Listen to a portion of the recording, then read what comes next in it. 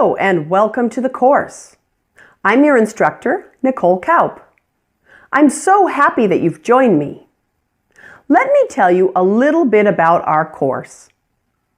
First, it's recommended that you understand English at an advanced level to make the most out of this class.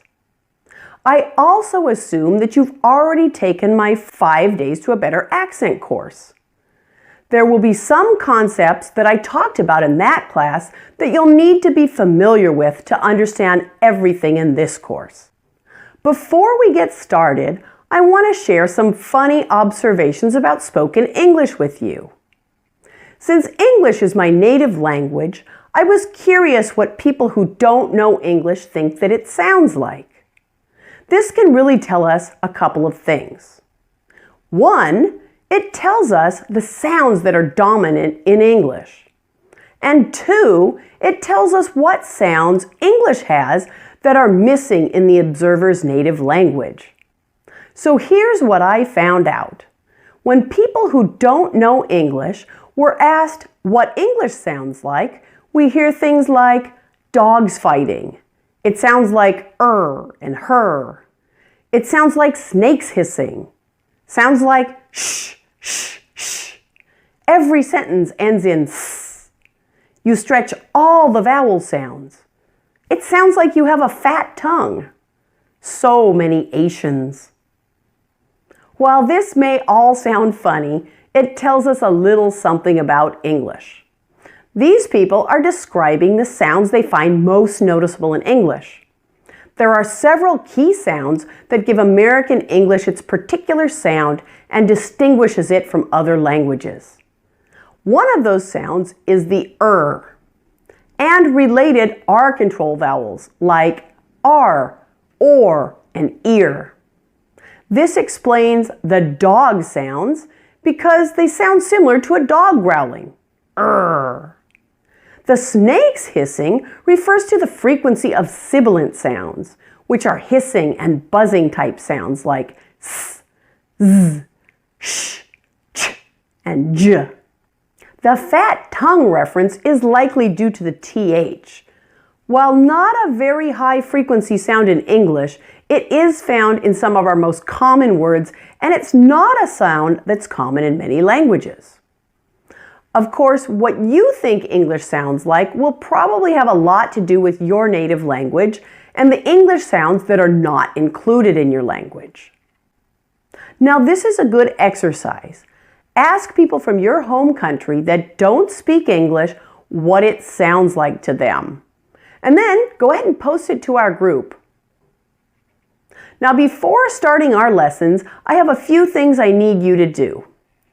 First, print out the whole workbook and all the handouts in the introduction section to the course. Read over the class info sheet, do the introductory section of the workbook, and complete the pre-test before beginning the lessons. Once you've completed your personal word inventory and done the pre-test and saved it where you can find it again, then you can begin the class. Let me repeat that. This is really important. You must complete your personal word inventory and pre-test before beginning the lessons. You will find them both in the workbook in the introduction section. Welcome to the class. I look forward to working with you.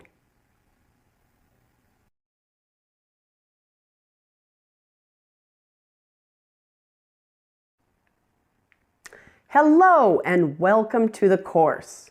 I'm Nicole Kaup, English teacher and accent reduction specialist.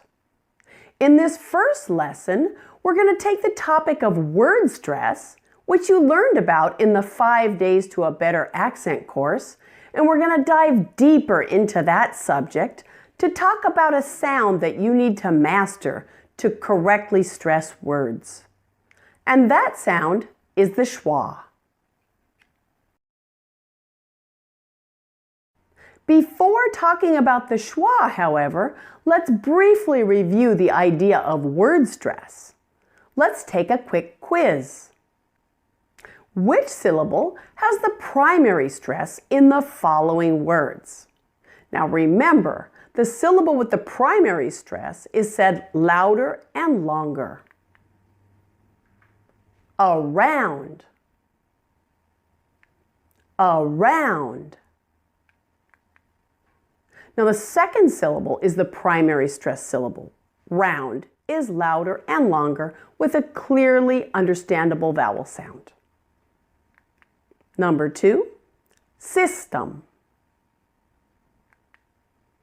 The first part, sis, is the primary stress syllable. Company. The first syllable. Together. Second syllable. Especially. Again, the second syllable is the primary stress syllable here. Stressing the correct syllable is extremely important in English. Studies have shown that misplaced word stress is one of the main causes of lack of intelligibility in English speech. Therefore, it's crucial to focus on this area as you work to improve your English speaking skills. Now, it's not possible to analyze your entire English vocabulary overnight. But what we can do is focus on the words that are more frequent in your speech. That will include both word lists from the most frequently spoken words and your own personal high-frequency word lists. This last one will be different for each individual, since it's a list composed of words that are important to your life. The words in our previous examples were all taken from the top 500 most common words in spoken English. So you can be sure that you're going to hear these words over and over again. So let's make sure that you are stressing these high-frequency words correctly.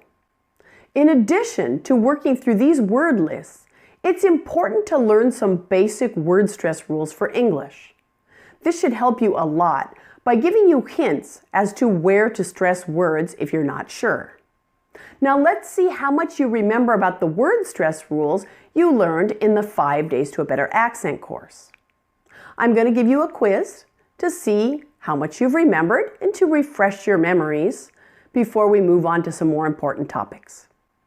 Question number 1, what does it mean to stress a syllable?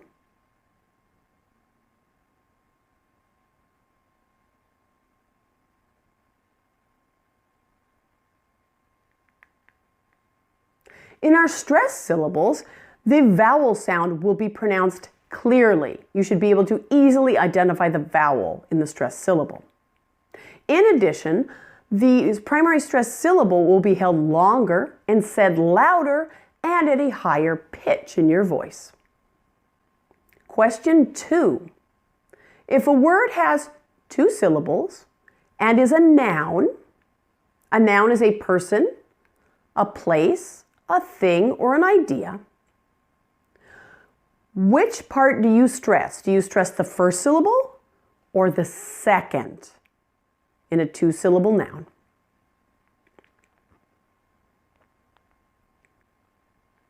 Most 2-syllable nouns and adjectives stress the first syllable. For example, money, movie, college. All right, I'm going to ask you to stop the video right after you hear the directions for the next part, because I want you to have enough time to complete this activity before moving forward.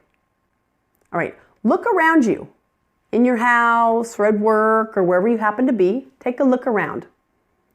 Give 3 examples of things that you see.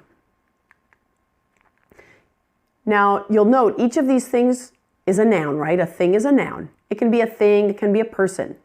But for the moment, please only choose ones that are 2 syllables.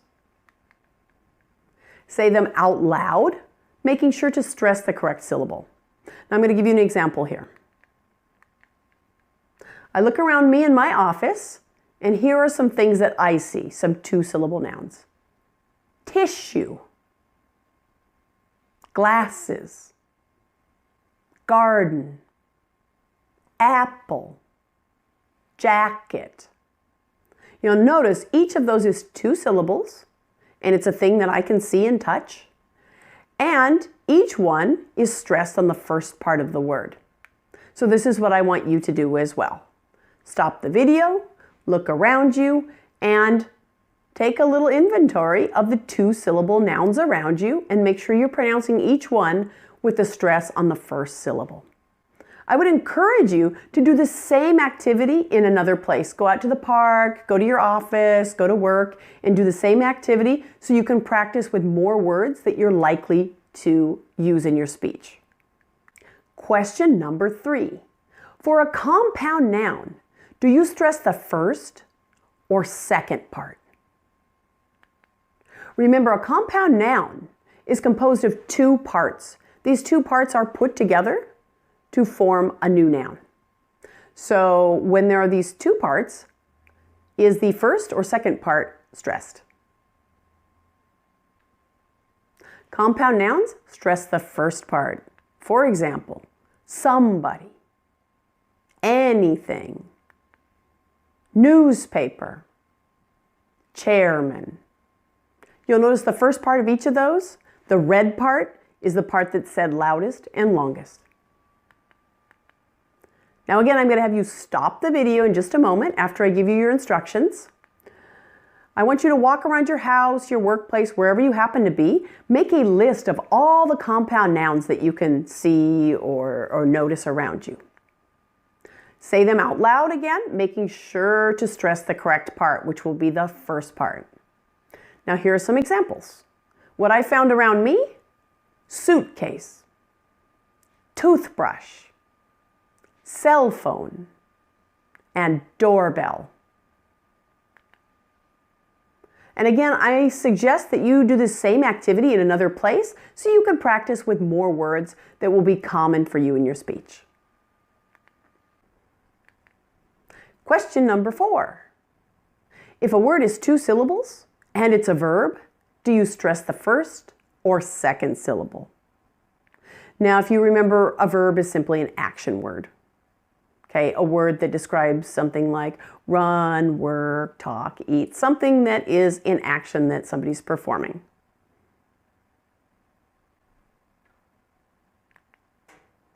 A lot of 2-syllable verbs stress the second syllable.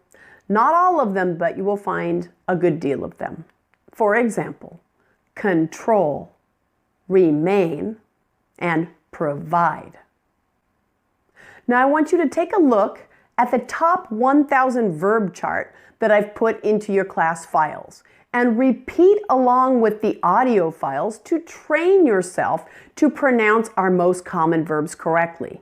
You'll notice that these are split into different categories. You'll find verbs that are stressed on the second syllable, which is the most common pattern, but you'll also find some common verbs that are stressed on that first syllable.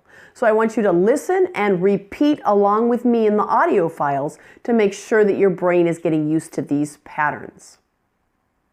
Now with this list, I want you only to worry about the word stress, whether you're stressing the first or second syllable. Make sure you're making a distinction between these different levels of stress. For now, don't worry about problem sounds. We're going to work on those later. So just do your best to repeat exactly as I say them. Now that you've got the idea of stressing the correct part of words, we need to learn what to do with the unstressed syllables. We will explore the unstressed syllables and the schwa in part 2 of this lesson. Thanks for watching.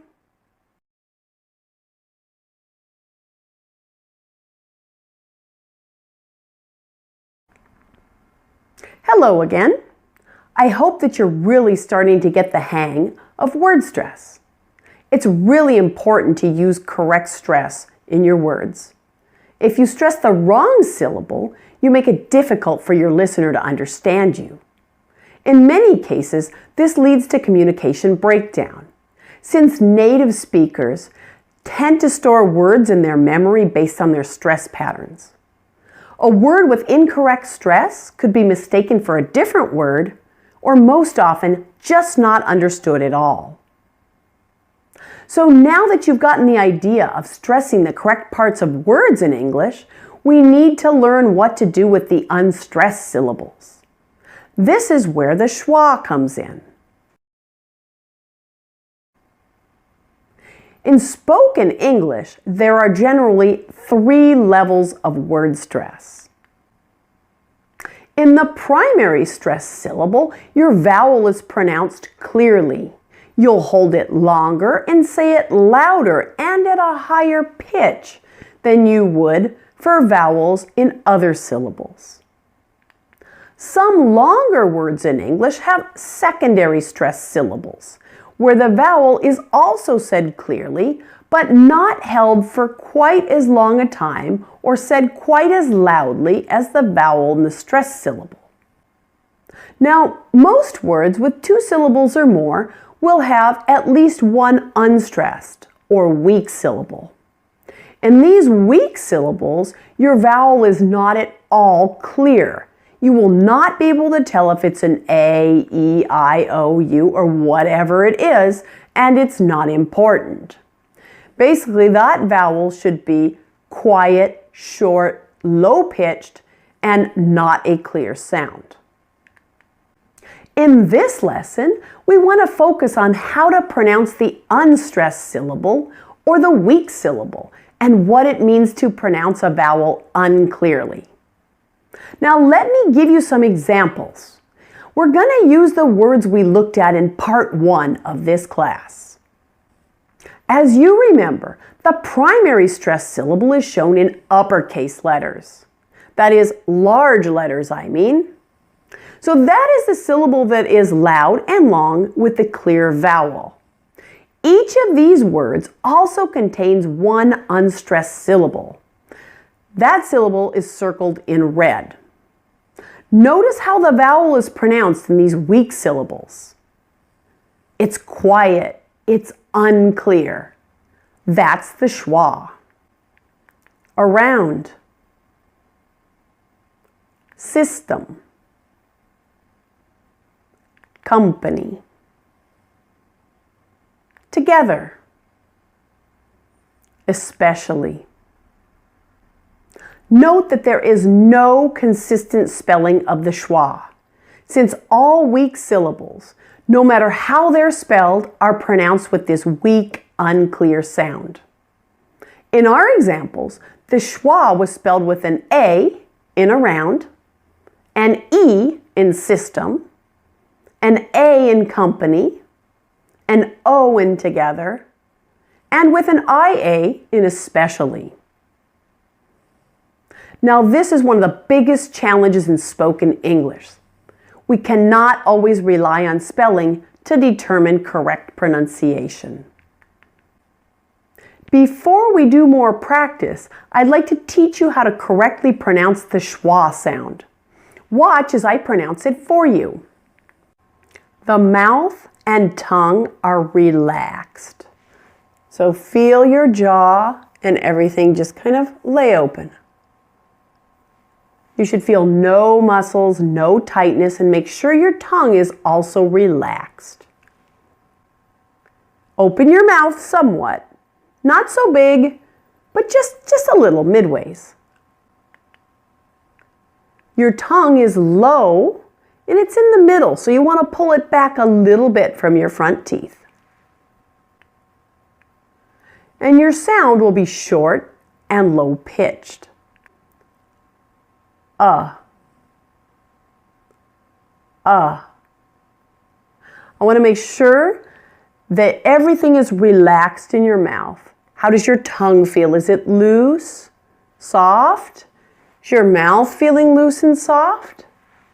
Let's try it again.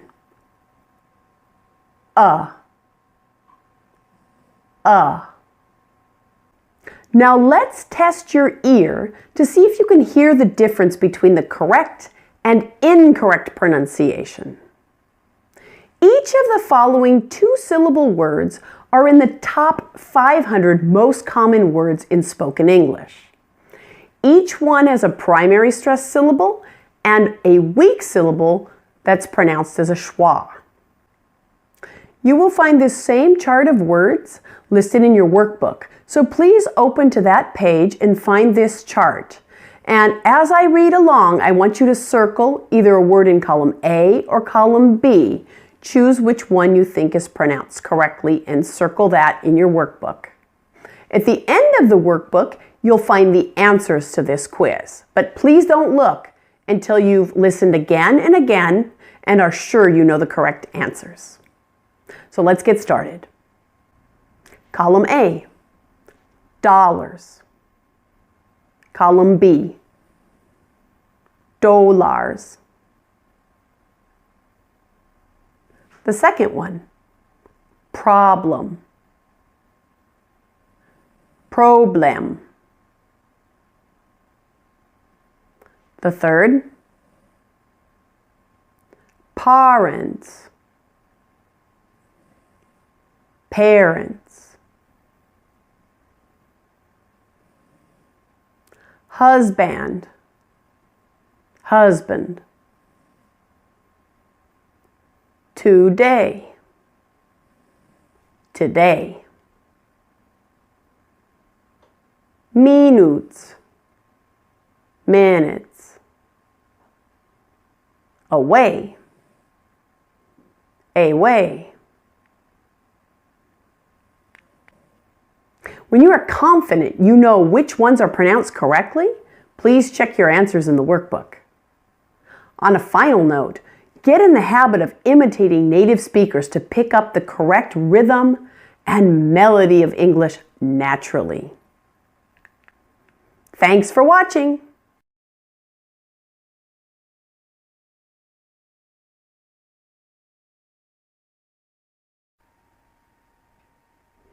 Hello! In this lesson, we're going to do more work on training your ear to distinguish the schwa, and then we'll practice pronouncing it too. Let's start with a little quiz to see if you can hear the schwa. Make sure you've located the quiz in your workbook so you can write your answers there. So listen as I pronounce each word. I want you to circle the vowel, or the schwa, in each of the weak syllables in these words. And you'll notice there are 2 words that have 2 schwas. Let's go ahead and do the first one together. I'll read the word twice for you. The first one, letter A, is woman. Now I want you to circle the schwa in the word woman. Like this. You'll notice I've circled the A. Woman, woman. You should hear a shorter, quieter sound as the schwa. Woman. Okay, let's go ahead and do the rest. I'll read each one 2 times for you. Letter B. Again. Again. C. Million. Million. D. National. National. E. Police. Police. F. Continue. Continue. G. History. History. H. Challenge. Challenge.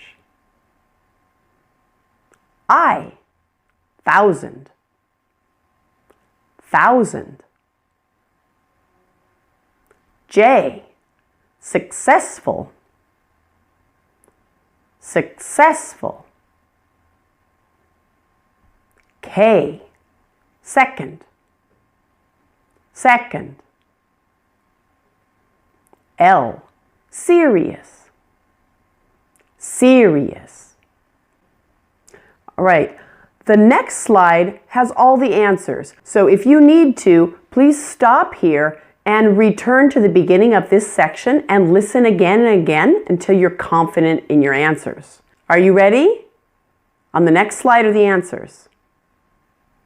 The schwa sounds are all circled in red. Now let's go ahead and pronounce them together. Focus on the correct stress. Exaggerate the stress in your practice so your brain and mouth can really get used to the idea of unequal stress in English, which, as you remember, is really, really important. Let's go ahead and pronounce them together. A, woman. B, again. C, million. D, national. E, police. F, continue. G, history. H, challenge. I, thousand. J, successful. K, second. L, serious. Did you know the schwa is the most common sound in the English language? And that's because most all words with 2 syllables or more will contain at least 1 weak syllable. So as you notice, it's a very, very high frequency sound in English. So it's one that you want to make sure that you spend a lot of time practicing. It's really important to stress the correct syllable in words, but it's also important to learn how to unstress the weak syllables. A major characteristic of spoken English is this changing stress pattern. Learning this should be a big priority in your practice. The International Phonetic Alphabet, or IPA, uses this special symbol to represent the schwa, and it's an E turned upside down. You'll see this in dictionaries, textbooks, and pronunciation practice materials. All right, a final activity for you. Identify the schwas in the underlined words.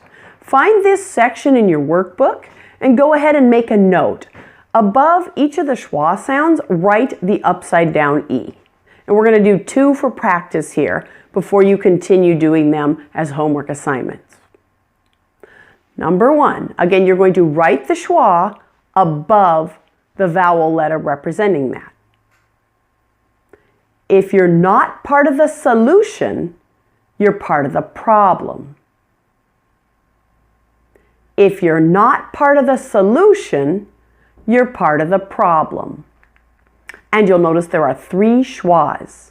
There's one in the O in solution, and there's one in the IO in solution. Both of them are pronounced solution, solution. And problem, the E is also a schwa. Problem, problem. Number 2, never put off until tomorrow what you can do today. Never put off until tomorrow what you can do today.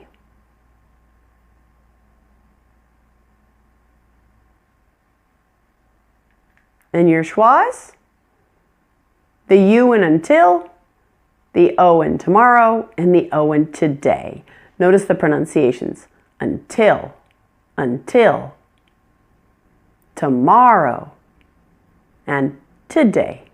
All of them have that short, quiet sound. This is our last lesson in the schwa sound. You'll find several practice activities in your workbook. Do not move forward to the next section until you have completed all the activities and mastered all the concepts in this section. Thanks for watching, and I'll see you again soon.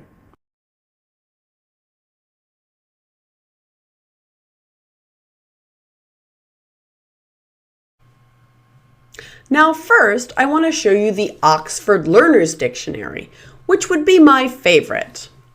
Let's choose a word, and we're going to input it right in the search bar here. Delicious. Okay, you're going to get your typical dictionary entry that shows you the word, that it's an adjective, it gives you pronunciation, and it gives you some definitions and examples down below, and other useful information as well. But what I want to focus on here is teaching you how to use the pronunciation symbols here in the dictionary. So if you focus right here, just below the word, you'll see where it says BRE. Now the blue here is a British pronunciation. So you'll see the International Phonetic Alphabet symbols for delicious are right here.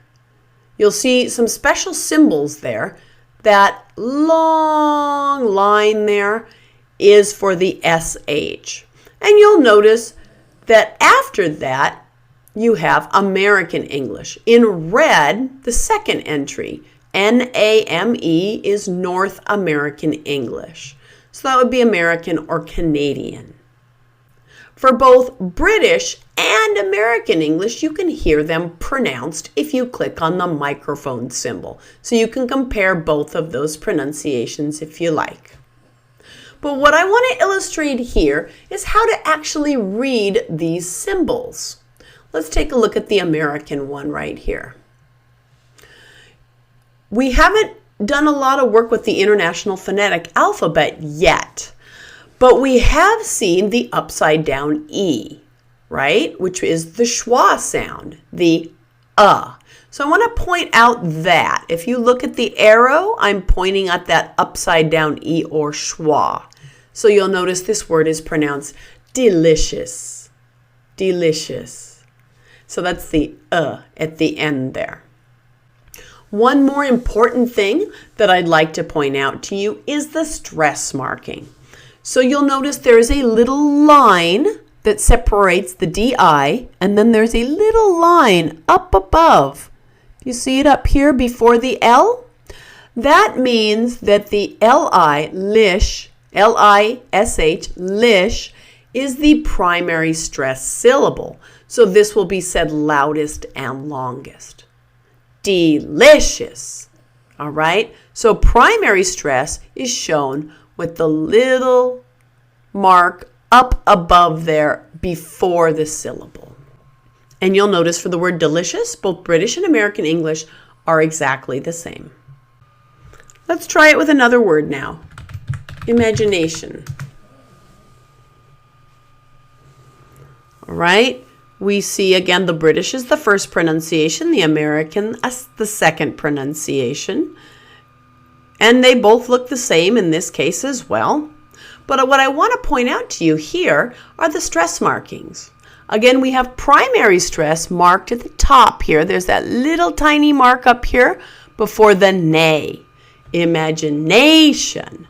That nay is your primary stress syllable marked here.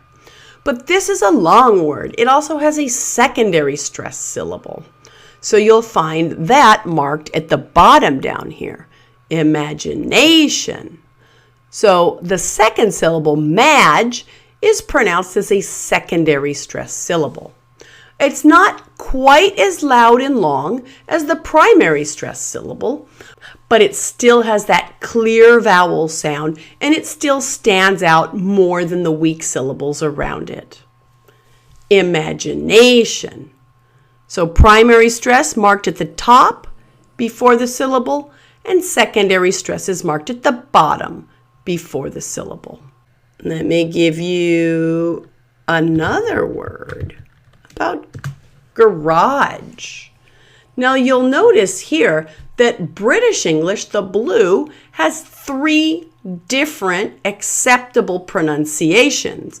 You can see them written phonetically, and you can hear each one separately.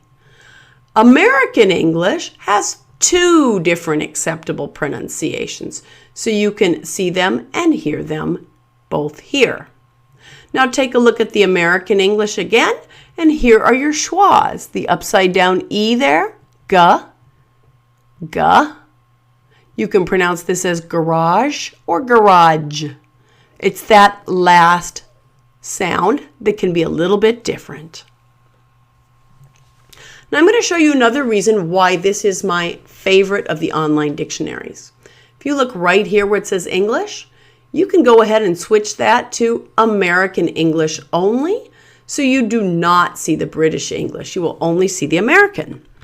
So this way, it's less confusing. You only have the American pronunciation. You don't have to remember which one is British, which one is American.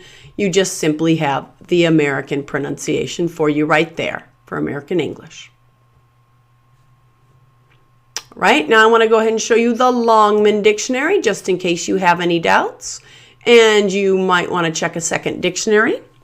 We can go ahead and do the same here with this dictionary. This is also a learner's dictionary, and you may even own this dictionary.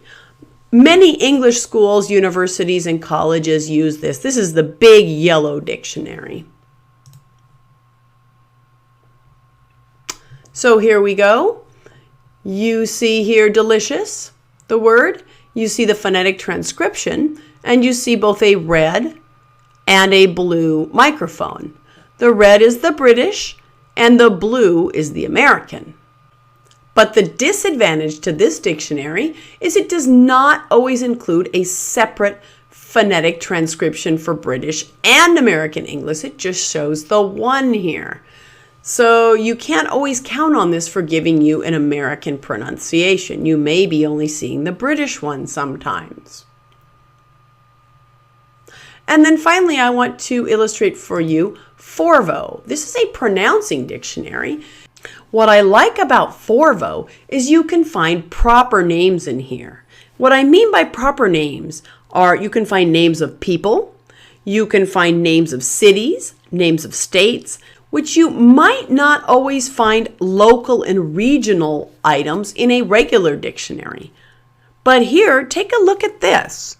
If you see a city name and you are not sure how to pronounce it, go ahead and type it in here.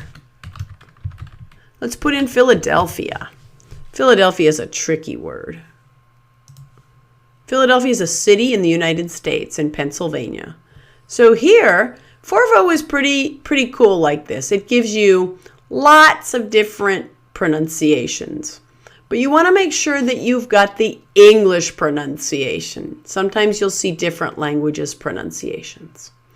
So click on this. And notice right here is your International Phonetic Alphabet symbols. Again, the little mark at the top, meaning that that's the primary stress syllable after it. The little mark on the bottom shows that this is a secondary stress syllable following that. If you'd like to hear this pronounced, you can see who these are. A male from the United States, male from United States, male, wow. They are all males from the United States. Oh, here's a female from the United States, male, male, and a female from the United States. So you can often hear different pronunciations by different people, different ages, whether male or female, and often they're from different places as well. Go ahead and listen by clicking here, clicking here, clicking here. So when you do this, you can go ahead and listen on your computer. Another one, you want to search for a name. How about the name Jennifer? Oh my goodness. And here you have pronunciation in English, German, Spanish, Estonian, Slovenian, and more. Make sure you have the English pronunciation for this.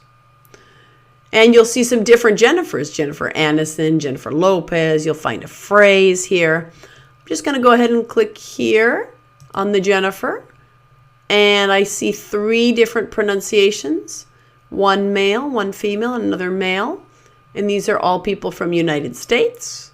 Go ahead and click on that, and you will hear the pronunciation. All right, so I hope this demonstration was useful for you, and I want you to go ahead and use these online dictionaries in your practice. Anytime that you come across words that you are not sure how to pronounce, I want you to check in these dictionaries. And here is one more dictionary that I'd like to recommend for you.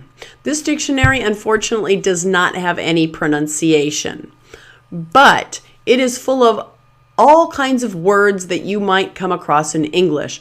And if you find a word that you cannot find the meaning of in the regular dictionary, check the Urban Dictionary. You'll find all slang terms, you'll find dirty words, you'll find everything that you could possibly hear in English.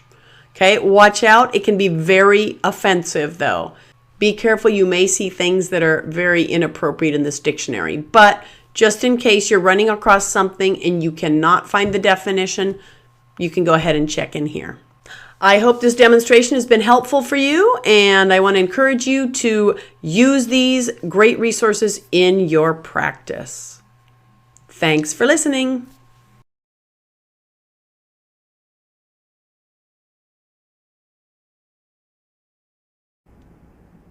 Hello again. I'd like to teach you another sound that is key to developing an American accent. Today, I'm going to talk about the sound. The and related sounds are very frequent in English, so it's important to spend some time making sure you can accurately pronounce them. Like the schwa, is a middle vowel. Your tongue position can vary somewhat. It can pull back and bunch up, as you see in the photo, or it can curl back. It doesn't really matter whether your tongue tip is up or whether it's down. The most important thing about this sound is the tongue does not touch any part of the mouth or the teeth. It should not touch the roof of your mouth. The muscles are tense with this sound. You should feel your tongue and your mouth tense. And your mouth is open about midway. Your lips are loosely rounded. Let's go ahead and try the sound together. I'm going to give you a close-up of my mouth so you can see exactly what I'm doing.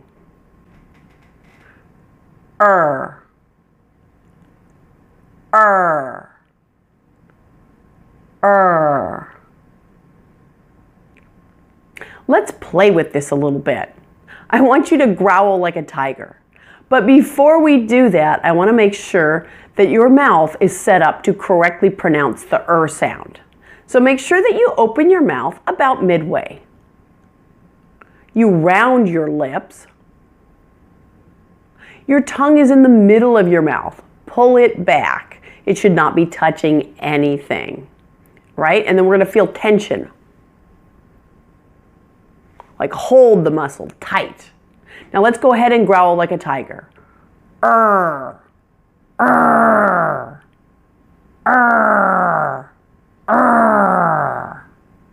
that is the sound. So whenever you can't remember it, remember, growl like a tiger, and then that's going to help you make that sound correctly. Let's talk now about how to spell the sound. Oftentimes in English, we can't always rely on spelling to determine sound. And with the this is particularly the case. There are several different spellings that can actually make this sound. And here are a few of the more common ones. The ER spelling is probably the most common, as in words like her and were. You might see EAR, as in early or learn. IR, as in girl and third. OR in work and world. And UR in Thursday and burn. So these are some of the more common ones you may find, and there are also potentially other spellings as well. First, I want to test your ear to see if you can hear the sound correctly. First, I want you to locate this chart in your workbook so you can write on it. So what I'm going to do is I'm going to pronounce each word in two ways. I'm going to pronounce it once for you correctly, and I'm going to pronounce it once incorrectly. Now I want you to circle the one that you hear pronounced correctly. Do you hear the one in column A or B correctly? Let's get started. The first one, newspaper, newspaper. Work, work. Water, water. Early, early. Computer, computer. Research, research. Doctor, doctor. Now, if you need to, please stop the video and listen to that again and again until you are certain that you can hear the sound correctly and you have all the answers. When you do, check your answers in the back of the workbook. All right, that's all for this lesson. What I want you to do now is I want you to find the chart with the common words and audio recordings for these words in your class lessons. I encourage you to listen and repeat these common words to make their pronunciation a new habit. Thanks for watching.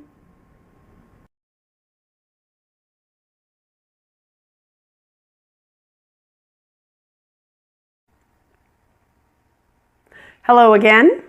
Now there's a lot more to talk about regarding the sound. Now there are many different dialects of spoken English. Standard American English, British Received Pronunciation, and Australian English are the most commonly known and studied varieties. But there are also several different accents existing in the United States, Canada, the UK, Australia, and other English-speaking countries. Now, the sound is specific to North American English in particular. In fact, it's one of the most noticeable sounds that distinguishes American English. So if you're trying to develop a more North American sounding accent, this is an important sound to master. Now you'll find that there are two different IPA symbols that are used for this sound. When is in a stress syllable, it's written as follows. When it's in a weak syllable, it's written as the schwa followed by an R. These two are virtually the same sound. The only difference is that the one in the stress syllable will be louder, longer, and higher in pitch. The mouth and the tongue are in exactly the same position for both sounds. For example, in the stress syllable, you hear work and first. In the weaker schwa syllable, you'll hear the shorter, quieter, and lower pitched version of this, as in mother and understand. Now let's move into some practice of this important sound. Let's try some tongue twisters. Now, tongue twisters exist in most all languages. They repeat the same sound, and they're even difficult for native speakers. But they can be a fun way to practice. Now, the following one repeats the P sound quite a lot, but you'll also find quite a bit of the sound in there too. Now, I'm going to do it for you. Let's see if I can. And then you can go ahead and practice it as well if you like. Here goes. Peter Piper picked a peck of pickled peppers. A peck of pickled peppers Peter Piper picked. If Peter Piper picked a peck of pickled peppers, where's the peck of pickled peppers Peter Piper picked? Wow, I can't believe I actually did that. Feel free to try that one as well. You can stop the video and try it if you like. I'm going to give you another one. This one's a little bit longer. Betty Butter had some butter. But she said, this butter's bitter. If I bake this bitter butter, it would make my batter bitter. But a bit of better butter, that would make my batter better. So she bought a bit of butter, better than her bitter butter, better than her bitter butter, and she baked it in her batter, and the batter was not bitter. So it was better Betty Butter bought a bit of better butter. Okay, again, if you like this one, go ahead and stop the video. And you can go ahead and do it again on your own. Anyway, Keep practicing the tongue twisters if that's something that you enjoy, and don't forget to do all the assignments in the workbook before moving forward to the next lesson. You need to have mastered the sound before watching the next lesson. So don't rush it. If you need more time, keep working on it. And when you're ready, move on to the next concept. Thanks for watching.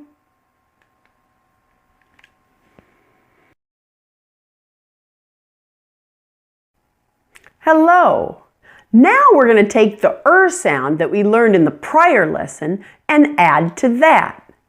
There are several other sounds that are created by combining a vowel sound with the These are referred to as R-controlled or R-colored vowels. Before we start working with R-controlled vowels, let's review the sound. I'm going to give you a little quiz. Tell me everything you know about Where is the tongue? What does the tongue touch when producing this sound? What do the lips look like? How open is the mouth? Name the most common spellings of the sound with examples. Now I want you to pause the video and really think about this. When you're ready, you can start the video again and you'll see the answers. But please pause here, take a minute or two, and really try to answer these questions before looking at the answers. I want to make sure that you've mastered the sound before we move forward into the R-controlled vowels. Are you ready for the answers? Here they are. Your lips are somewhat rounded and your mouth is somewhat open, like this. The most important thing to remember about this sound is the tongue placement. Your tongue should be in the middle of your mouth, but it is not touching any part of your mouth. It's not touching your teeth or the roof of your mouth.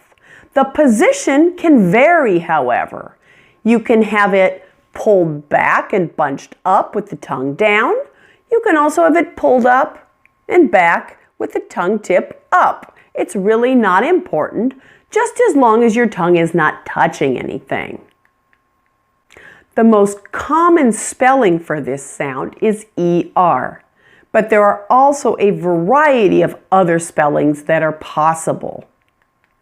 You can find the ER spelling in endings, as in center.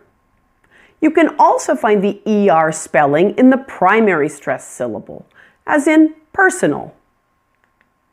You can find an IR spelling, as in firm. An OR spelling can be found in primary stress syllables, like the word worry. OR can also be found in endings, as in director. You may occasionally see EAR, like in earth, or UR, like in hurt. Let's do a little warm-up, getting your mouth ready to pronounce the ER sound. So here's another quick tongue twister that is full of sounds to warm up your mouth. Lesser leather, never weathered, wetter weather, better. Lesser leather, never weathered, wetter weather, better. Can you do it? Stop the video and try it out. All right, let's move on to those R-controlled vowels now. So several vowel sounds can be added to the sound to create what we refer to as an R-controlled or an R-colored vowel. These sounds are a blend of the vowel sound plus the For example, we have the long A plus as in air. Examples include hair and rare.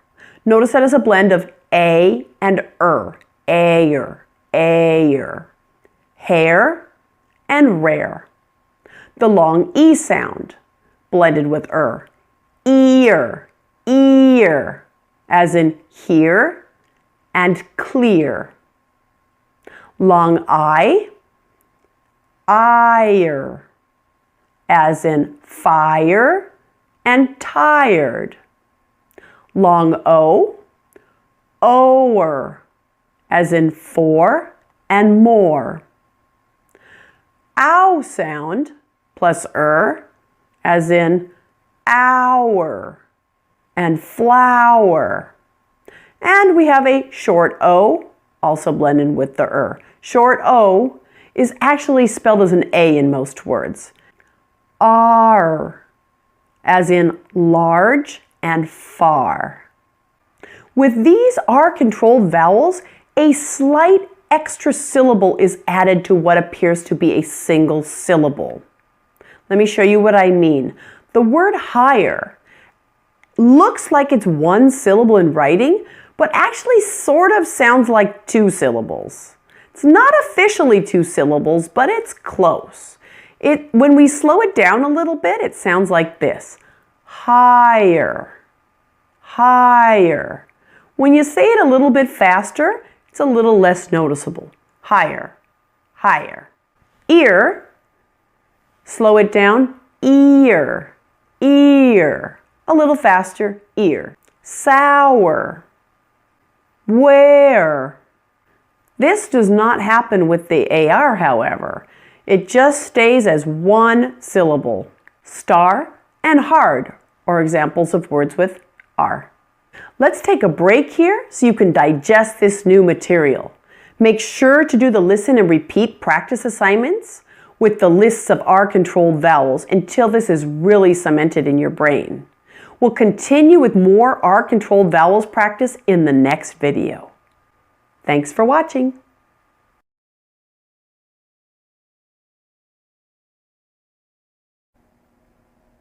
Hello and welcome back. Now it's time for more practice with R-controlled vowels. Let's just jump right in. We're going to do a little practice with the R sound right now. Here are some pirate jokes for you. Which letter do pirates like best? R. Do you get it? If you've watched pirate movies before, you know that a sound that pirates usually make is R. R. Very similar to our R-controlled vowel R. All right, here's another joke for you. Which instrument did the pirate play in his band?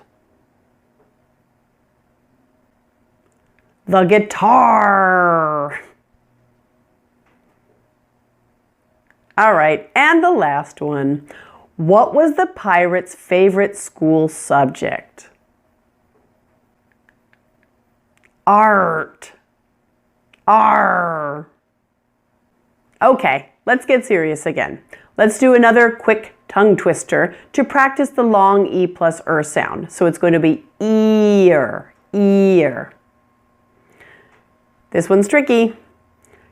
Near an ear, a nearer ear, a nearly eerie ear. Near an ear, a nearer ear, a nearly eerie ear. All right, this one's going to be a lot easier for you. Long A plus air, air. Here we go. Fuzzy Wuzzy was a bear. Fuzzy Wuzzy had no hair. Fuzzy Wuzzy wasn't fuzzy, was he? So our two key sounds are in bear and hair. All right, do you understand what it says? Fuzzy means has a lot of hair, like a hairy bear, a hairy cat, a hairy dog. So fuzzy, hairy. Fuzzy Wuzzy is just the name of a, let's pretend, a bear. So Fuzzy Wuzzy was a bear. Fuzzy Wuzzy had no hair. Fuzzy Wuzzy wasn't fuzzy, was he? All right, because Fuzzy Wuzzy the bear had no hair, he was bald. So he really wasn't fuzzy. Anyhow, you might want to try these out, the pirate jokes, and some of these tongue twisters and things with your kids, your nieces, your nephews, and other kids that are around you. So have some fun with it, practice your English. It's a great way to practice and have fun. All right, a little bit more practice. Here is a game. This game is called Would You Rather? Now I know the word rather is going to be a little tricky for you because it has that TH in it. And the TH usually gives people problems because most languages don't have the TH. So I'm going to give you just a very, very quick little review of how to pronounce the TH sound. So the TH, you're going to have your tongue tip through your teeth, like this. Okay? Stick it out. You need to feel the tongue between your teeth. There are actually two TH sounds in English. One is voiced and one is voiceless. Now, to produce a voiced sound, you need to turn on your voice. And how you do that is you're going to feel vibration here in your throat. It's very slight, but you should be able to feel it lightly here. If you put it here. So this rather has the TH that is voiced. Okay, so let's practice it together. Rather. Rather. You'll feel this vibration in your lips and also a little bit here in your throat. So all of the questions here begin with would you rather. So rather is asking, it's giving you two options. It says which one do you choose? Okay, so that's what rather means. Which one do you choose? Would you rather own your own boat or your own plane? So go ahead and repeat that with me. Notice the rather has an sound at the end. And notice that there are two yours in this sentence. Both of them will actually be pronounced with an sound. Your. And then there's the or in the middle. The or can be pronounced completely with the long O sound, as in or you can also pronounce it if you choose, as the shorter variety, like the Schwa. So let's try this again. Go ahead and repeat after me. Would you rather own your own boat or your own plane? Now go ahead and answer the question. I'd rather own my own boat because I love water and I love boats. Okay, let's try another one. Would you rather be able to fly or be invisible?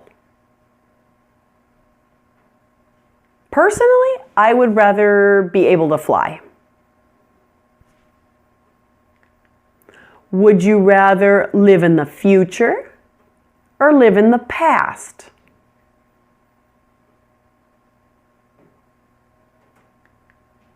Would you rather live in space or under the sea? If you like this game, you can make up some of your own, or you can find some others on the internet as well. It's a fun game that you can play with your friends, or with kids, or your family. Now let's test your ear to see if you can clearly distinguish one R-controlled vowel from another. Now listen as I read the following list of American names. Each name contains an sound or an R-controlled vowel. Now your job is to decide which sound you're hearing. Don't look at the letters. Listen for the sound that you hear. Make sure you have the page in your workbook open that has this activity on it, because you need to write the word in the proper category based on the sound you're hearing. Now here is what the chart looks like. It starts with the name Karen. So that air in there, Karen, Karen. Which R-controlled vowel sound are you hearing in the name Karen? Air, air, air.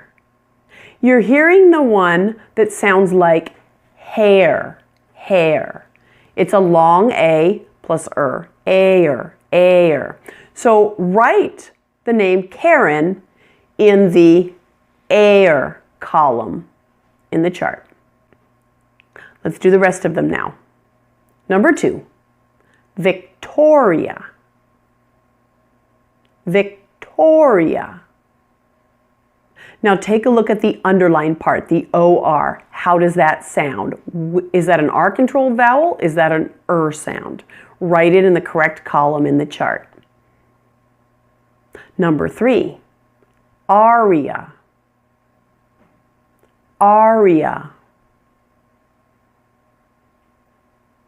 Number 4, Connor.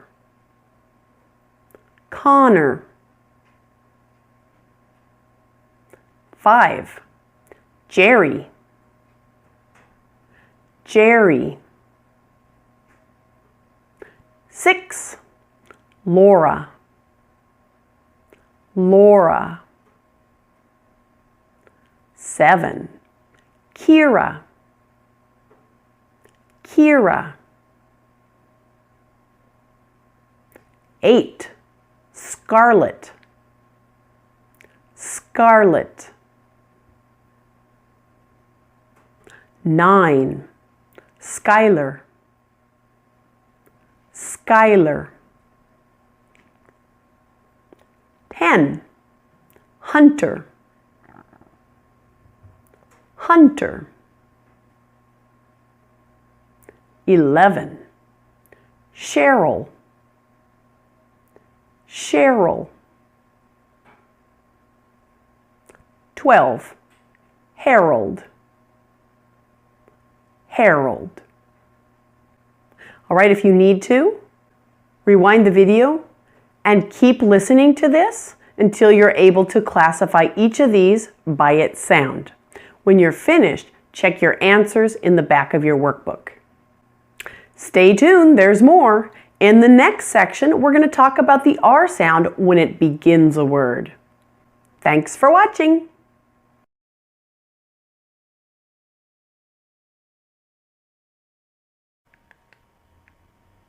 Hello and welcome back.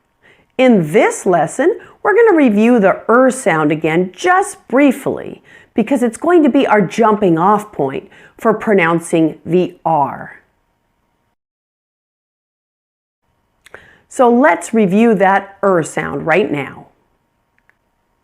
What's the most important thing to remember when pronouncing the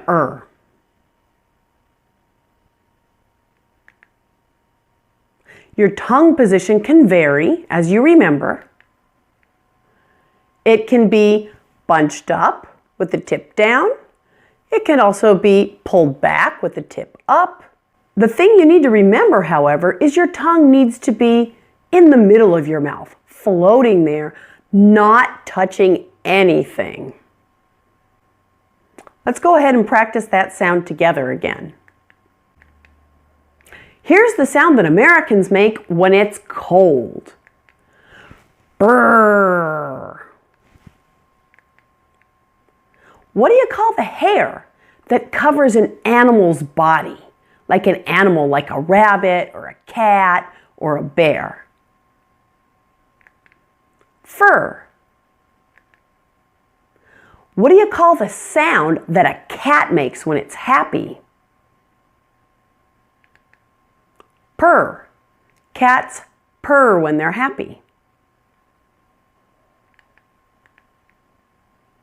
A polite way to address a woman is ma'am. How do you address a man in a polite way? Sir. Another way of saying yes, of course, is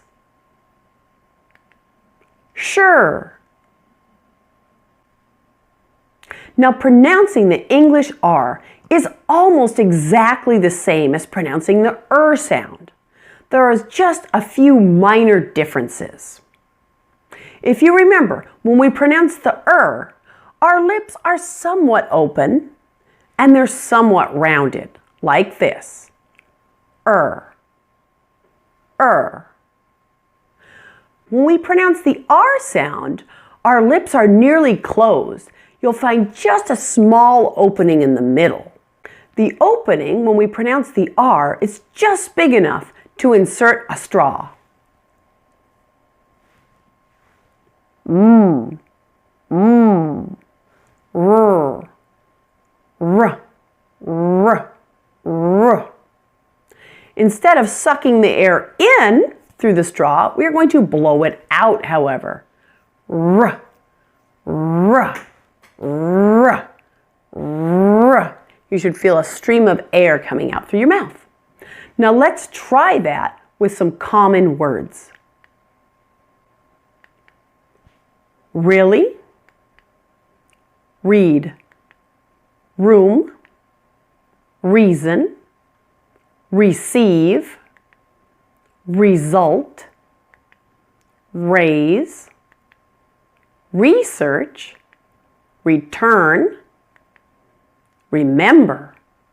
Now notice those last three had both an R and an sound in them. So that's a bonus. Let's try them once more.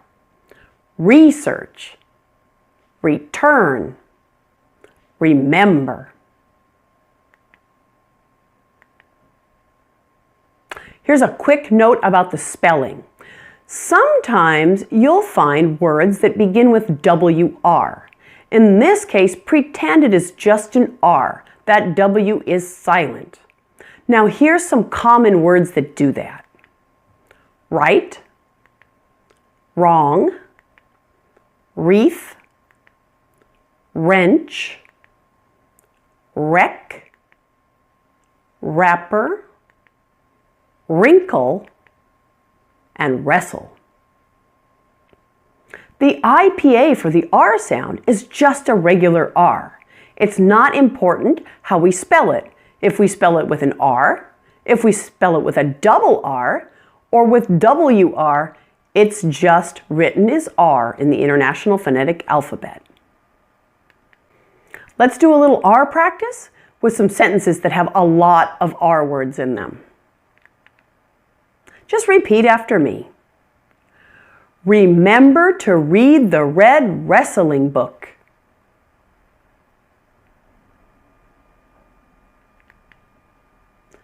We received a rather large research grant.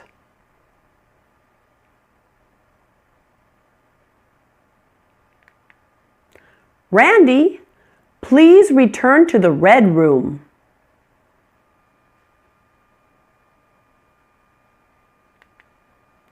It's really important to remember to right all wrongs.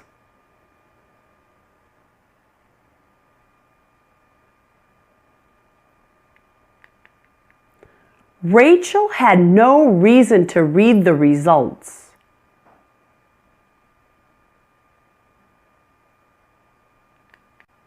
That is all for the section on the sound, R-controlled vowels, and the R. Make sure to do all the practice assignments in the workbook and schedule continual practice time each week so that these new sounds truly become part of your speech. Just because the lesson is finished doesn't mean you can ignore these new sounds. I encourage you to practice as much as possible. Enlist the help of friends and family. Tell them your pirate jokes, play Would You Rather with them, work on your tongue twisters, and most of all, spend some time looking at your personal word inventory and updating it. Remember, practice makes perfect. Thanks for watching, and see you in the next lesson.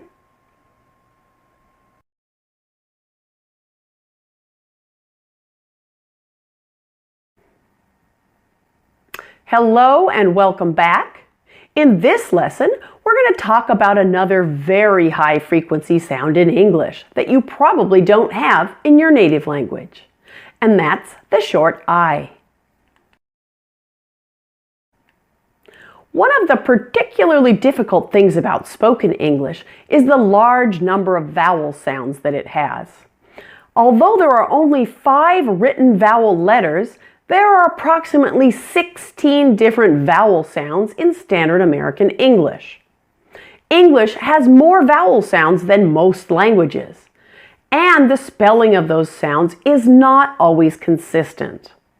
So there are 2 things you need to do. You need to learn the sounds that are not included in your native language, and you need to learn the common spellings for these new sounds. Now the short I is among the most common sounds in English. Because it is so common, mispronouncing this sound is very noticeable. In fact, if you ask an English speaker to imitate the accent of some non-native speakers, this is often one of the key sounds that's targeted, along with mispronunciation of the R. Now I want to give you some of the most common words that have the short I sound. Now this short list of words all comes from the top 100 most spoken words in English. Since these words are in the top 100 words, this means they are coming up in almost every sentence that you will ever speak in English. So it's really important to master this sound. Now let's take a look at these common words. It, in, is, if, think, thing, with, this, did, little. So have you figured out how to spell this short I yet? Think about it a little bit, and I'm going to give you the answer in your next video. You're probably asking, what is a short I? So let's talk a little bit about short vowels. In English, each of the 5 written vowels has a short and a long sound. Short vowels are not really short, but instead they are very relaxed, which tends to make them sound shorter. What you want to do when pronouncing a short vowel is to relax all your face, jaw, and tongue. All of your muscles are just loose and soft. And it requires very little effort to pronounce the short vowel sounds. Let me just give you a word about spelling in English. When you see a single vowel, that is one vowel, in a short word, it is usually pronounced with its short vowel sound. When you see 2 vowels written inside one syllable, it creates a long vowel sound. Let me give you an example of this. Take the word win, W-I-N. You see one vowel letter, the I. That is pronounced with the short vowel sound I, win. You can take a very similar word and add an E to the end of it. So now it has 2 vowels, an I and an E, and it's only one syllable. So now we're going to pronounce that I with its long vowel sound, which is I. The pronunciation is wine.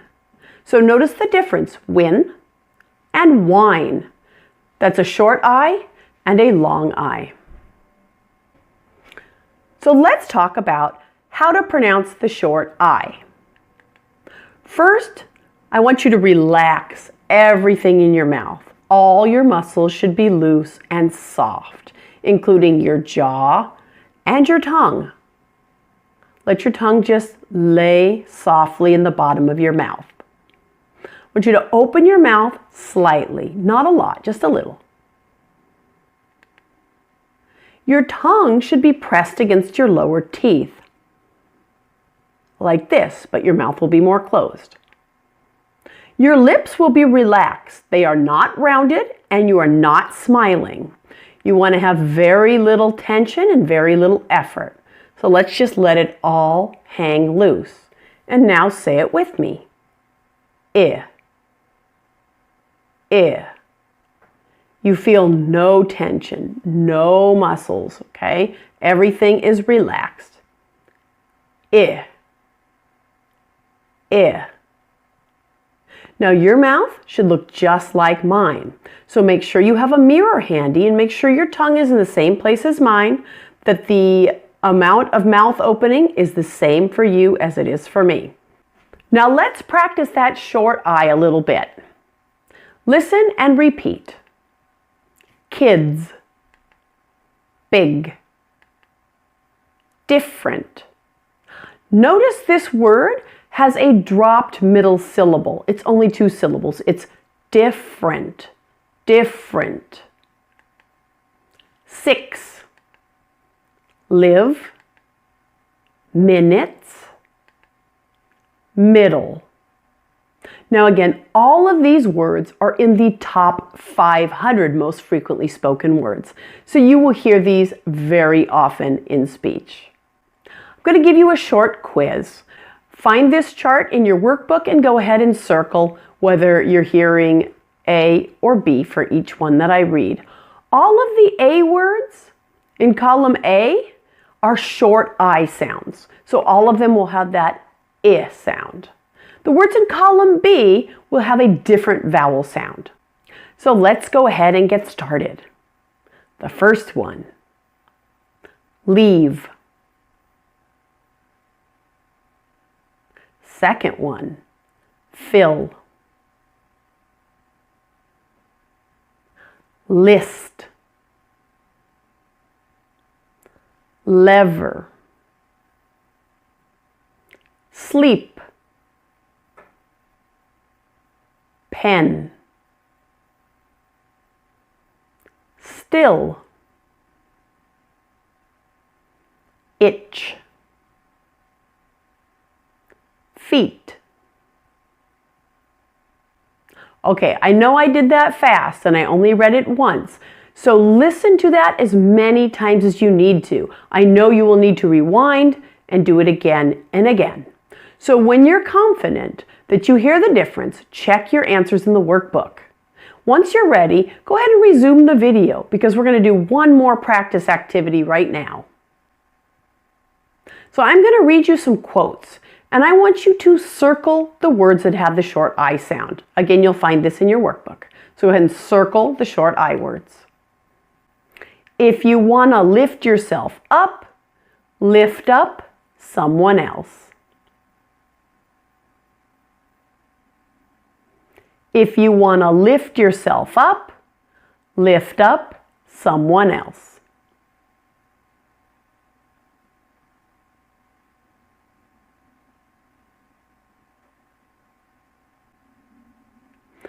All right, I have the short I words in red. You'll find if and lift is in there 2 times.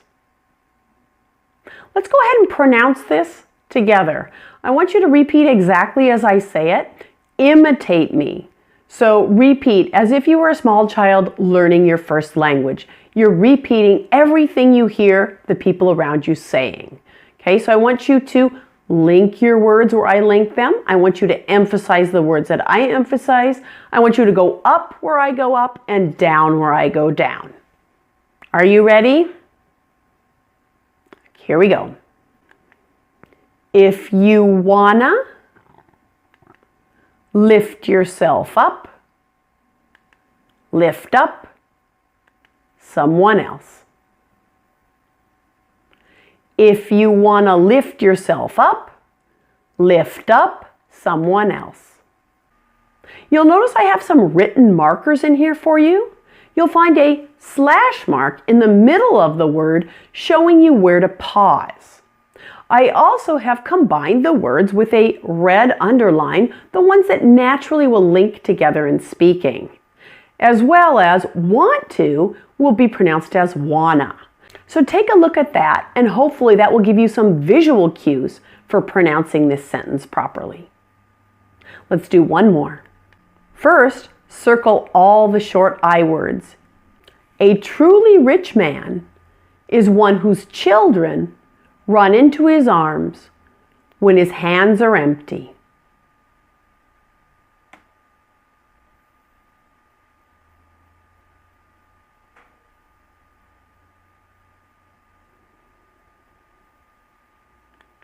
All right, your short I words again are in red. Rich, is, children, into, and his twice. Let's pronounce the whole sentence together.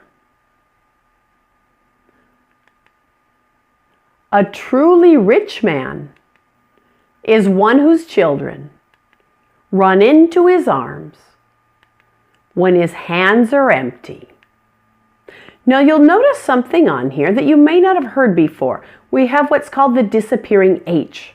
In some pronouns, he, his, him, for example, we delete the H sound when it combines to other words. So notice it's into is.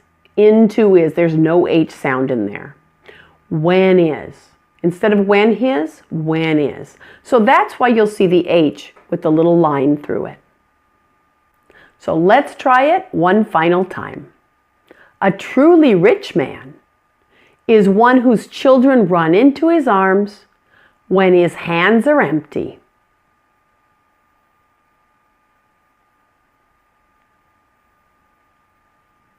You'll find more sentences like this in your workbook. Keep practicing, and I'll see you soon in the next lesson. Thanks for watching.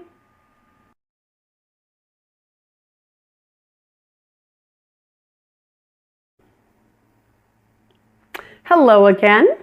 In this lesson, we'll keep working on the short I sound, and we'll learn to distinguish it from another very similar sound, the long E.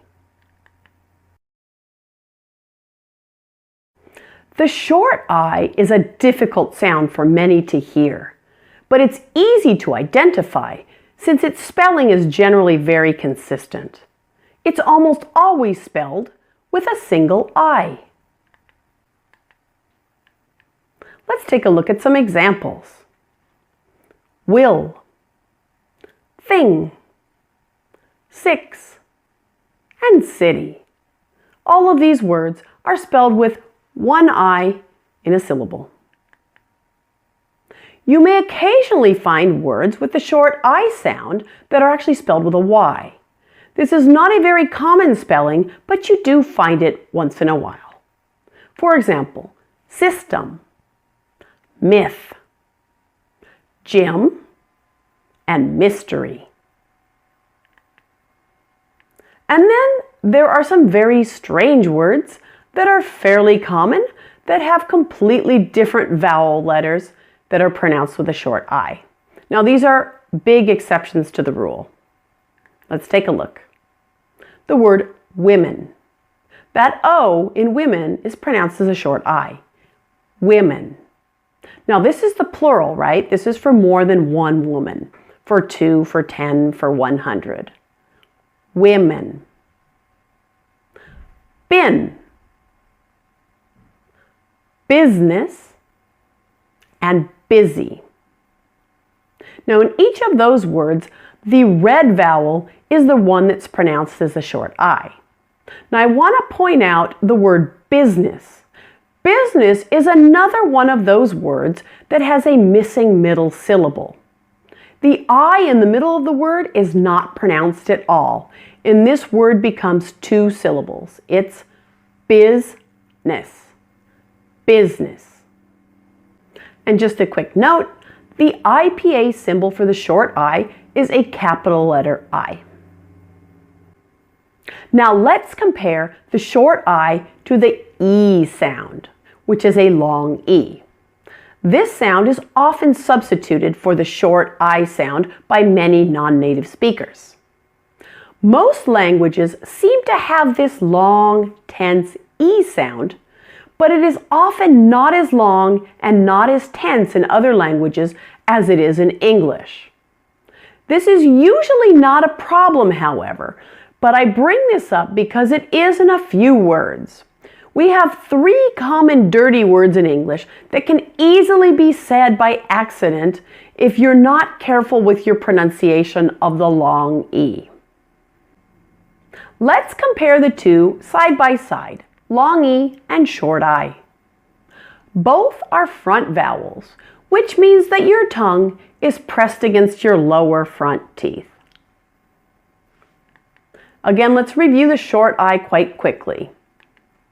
Your mouth is slightly open. Your muscles are relaxed. This is one of the key components to this sound. It must be relaxed. Relax all your muscles. You should have no tension at all, including in your tongue. Relax and soften your tongue. Your lips are relaxed also. They are not rounded. They are not smiling.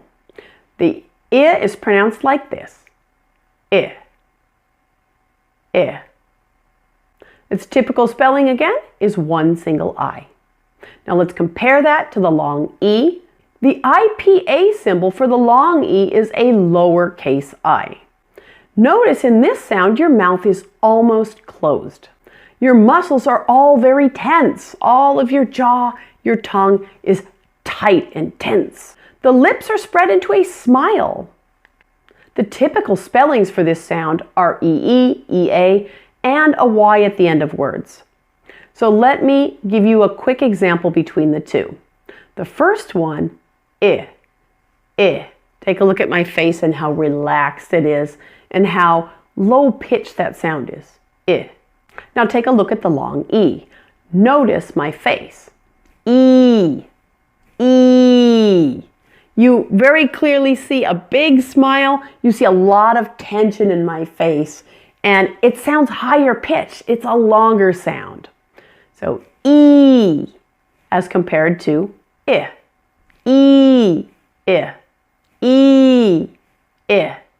The mouth position is similar, but the huge difference here is relaxed versus tense. Now I want to do a side-by-side comparison of very similar words. The only difference in these words is the vowel sound. The words in the left-hand column all have short I's. The words in the right-hand column have long E. Now take a look at my mouth and listen as I say each pair of words so you can see and hear the difference. It, eat. It, eat. Notice the difference in my mouth opening? It is very subtle. Eat is much larger. It sounds longer as well. Bid, bead. Bid, bead. Fill, feel. Fill, feel. Tin, teen. Tin, teen. Now I want to warn you about those dirty words. Don't accidentally say something you don't mean to say. So the ones with the little star next to them are all bad words in English. All right, so let's be prepared. But where the non-native speaker tends to get into trouble here is not pronouncing the long E long enough and tense enough for the native speaker to hear the difference between these words. So here our problem is actually with the long E sound, which most of you have in your native language. But remember, the English version tends to be tenser and longer. So let's go ahead and do them together. Pardon my language. Sometimes in English we actually say, pardon my French, when we say a dirty word. It's kind of a funny expression, but pardon my French. Let's go ahead and do the words side by side. The first one, the bad word, bitch. Bitch. The good word, beach. Beach. Lengthen that. Make sure there's a lot of tension in your mouth. Beach. Beach. All right, back to the bad word. Shit. Shit. And the good word, sheet. Sheet. Lengthen that a lot. Sheet. Bad word, piss. Piss. Good word, peace. Peace. So I hope in each of those you've actually noticed visually what's happening in my mouth and face. You'll notice for those long E words, you're seeing a lot larger mouth opening. You're seeing my teeth a lot more. Okay, and that is tension that's in my muscles, my face muscles, and my tongue muscle as well. Good luck with those words. Now let's do some more auditory discrimination. So we're training your ear to hear the difference between these two sounds. So I have several sentences now for you for practice, and each sentence has two very similar words inside them. All right, so you circle which one that you hear, whether it's the first or the second. The first ones all have a short I sound, eh. The second one has a long e sound. So which do you hear? I need some bins. I need some bins. He beat his opponent. He beat his opponent. Don't touch my heel. Don't touch my heel. He had his will redone. He had his will redone. My Tim is amazing. My Tim is amazing. Do you want these? Do you want these? Rewind the video and keep listening until you're confident you have the correct answers. This is going to be difficult to hear. You will need to listen to it again and again and again, and then check your answers in the answer key. If you got any wrong, listen again. This can definitely be a hard sound to distinguish if you're not used to it. Don't give up, keep practicing. A little bit more practice for you on this sound. I want you to write in the correct IPA symbol above the short I in the long E words. Let me give you some examples here. Please sit in the middle seat. Please sit in the middle seat. All right, please has a long E, so you're going to write a lowercase I. Lowercase I, again, is the IPA symbol for E. The uppercase I, the big I, is the IPA symbol for I, the short I. So please is E, it's a long E. Sit is a short I. In is a short I. Middle is a short I. And seat is a long E. Let's do another. The team will eat at 6 in the evening. The team will eat at 6 in the evening.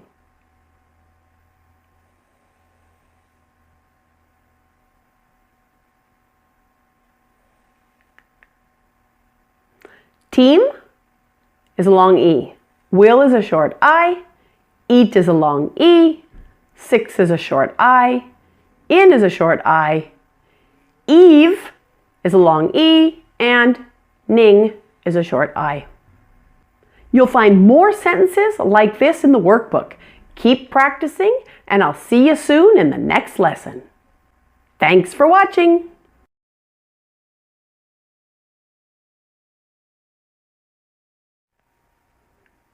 Hello again.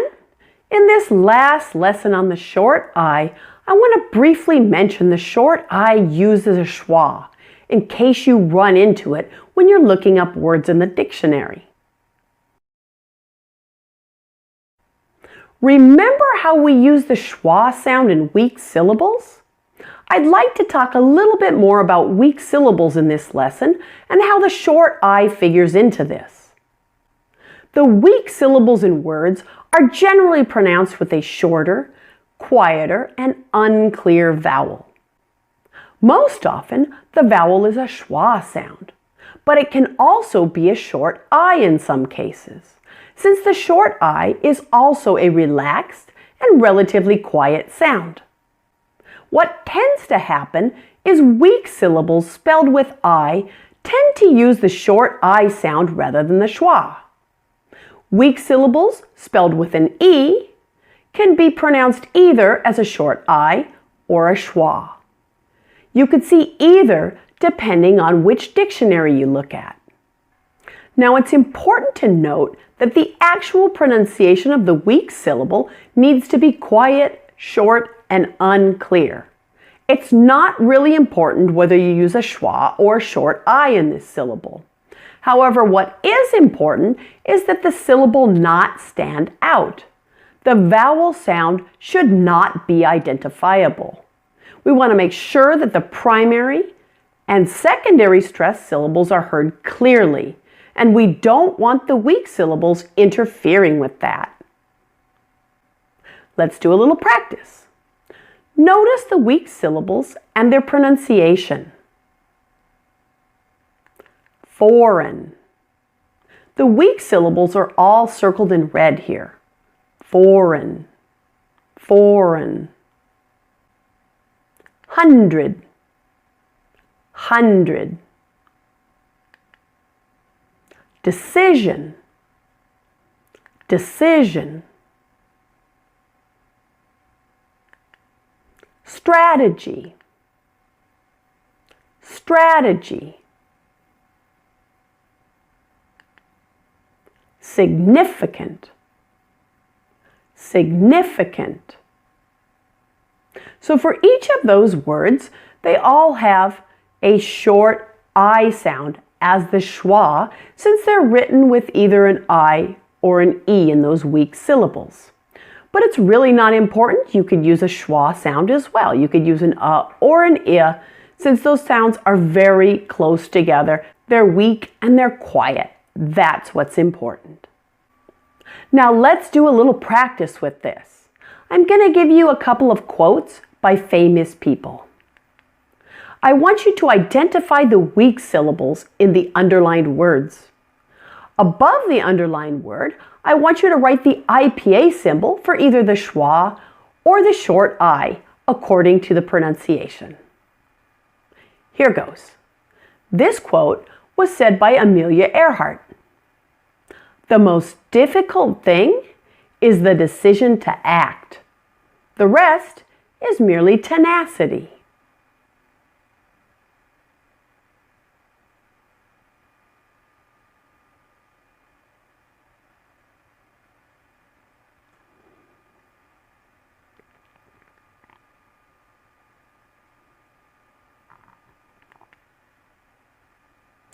Difficult.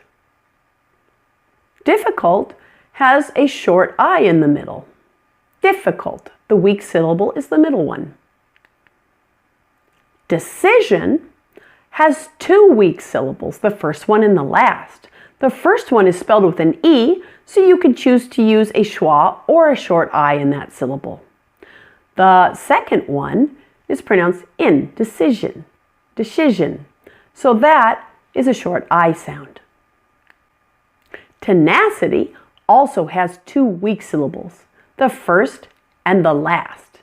The first one can be pronounced either as a schwa or a short I since it's spelled with an E, and the last one will likely be pronounced as a short I since it's spelled with an I.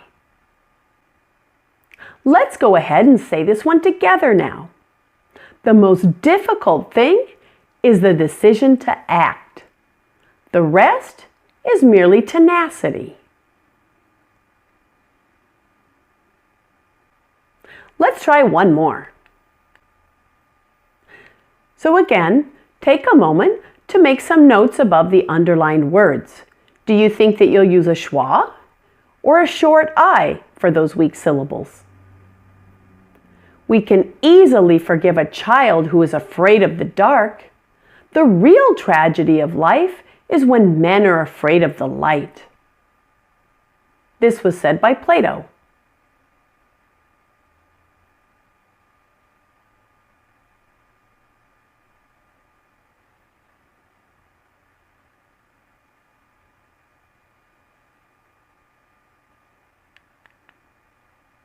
And here are your answers. Let's go ahead and say it together. We can easily forgive a child who is afraid of the dark.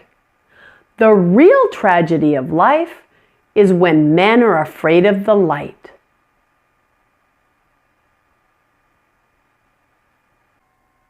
Again, we've come to the end of another section. Congratulations! You're halfway through the course. Make sure to complete all the assignments in the workbook, particularly the one focusing on your personal word list. Do not move on to the next section until you have mastered all the sounds in this lesson. Thanks for watching.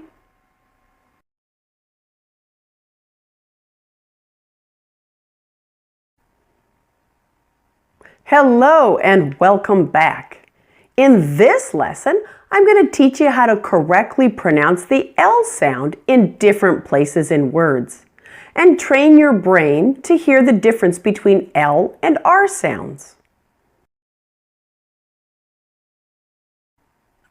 R and L sounds are often confused by non-native English speakers. Even if you think they're not a problem for you, you very well may find them challenging in certain positions. For example, the L at the end of words tends to be mispronounced by most non-native speakers. Look at the tongue position for L. It looks very different from the R tongue. The most important difference is that for the L, the tongue touches the roof of the mouth, just behind the upper front teeth. Compare the two pictures of how to pronounce these sounds. Notice that tongue position. For the L, the tongue is touching the roof of the mouth. For R, if you remember, the tongue does not touch any part of the mouth. You can very clearly see the distinction here.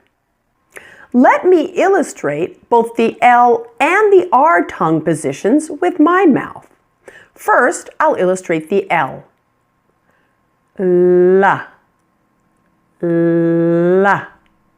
You very clearly see how my tongue touches the alveolar ridge, which is the bony part of the mouth just behind your upper front teeth. It's right here. Now let me illustrate the R sound for you again. We've done the R several times now. If you remember, the most important part about the R is that your tongue is not touching any part of your mouth. It should not be touching the roof of your mouth or your teeth. Let me illustrate that for you right now. Ra, ra, ra. Notice how my tongue is hovering in the middle of my mouth, not touching anything. Take a look also at the lip position. The lips for the L are spread and are loose. La, la. Now let's look at the lips for the R sound. Ra, ra. They are round. They look like I'm getting ready to kiss somebody, right? Ra, ra. Very different. Let's take a look at some common words beginning with the L sound. Now, if you remember, I take all of your words from the top 500 most frequent words in English. So these are words that you are likely to use frequently.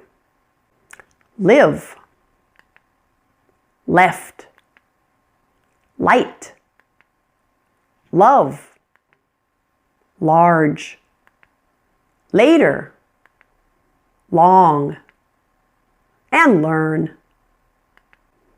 Let's do a bit of auditory discrimination. We've done this before. You know how it works. I will say one of the two words. You will circle the one that you hear. Circle either column A or column B. All the column A words begin with L. All the column B words begin with R. Take a moment to locate this page in your workbook before I begin. Right, the first one. Right. Lane, lick, rake, wrist, lack, lead, rate. Now I did those very quickly. And I know you might want to go back and listen a few more times to make sure that you've got it right. So go ahead and stop here if you need to and rewind. We're going to do another auditory discrimination activity, this time in sentences.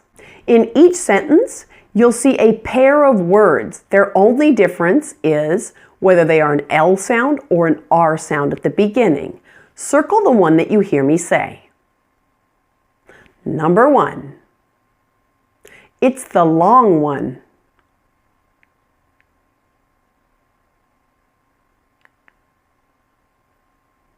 The company rent me the car for the weekend.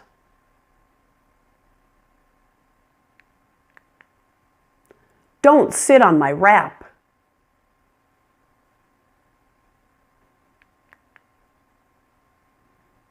It's a really long load. It's next to the rock.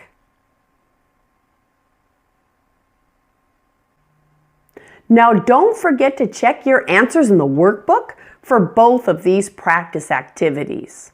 If you've gotten any wrong, make sure you go back and listen again until you can hear it. By the way, how are you doing on the song assignments? I hope you're making time to sing every day. I find singing the most effective way to effortlessly improve your overall oral English skills. Keep working on it. It will really pay off. Thanks for listening.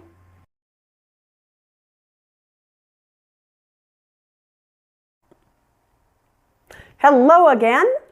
Now that you're comfortable pronouncing the L at the beginning of words, it's time to look at the L sound in other positions. Many English learners think that the L is easy to pronounce. If you have the L in your language, you likely assume it's the same L as in English. Well, you might partially be correct. The L in your language is probably what we call the light L. But there's also a second type of L sound in English that's referred to as the dark L. But first, let's do a little L sound warm-up with your mouth. Just repeat after me. The line on the left is the least long. Now remember, for the L sound, your tongue tip should be touching just behind your upper front teeth, like this. Line, line, line. Number 2. At last, Larry left with his large dog.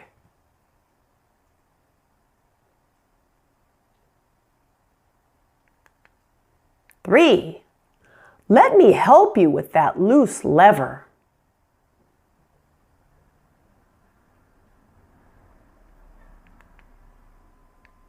4. I love living large.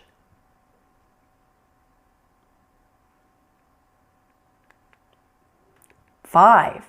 The last leader had a long life.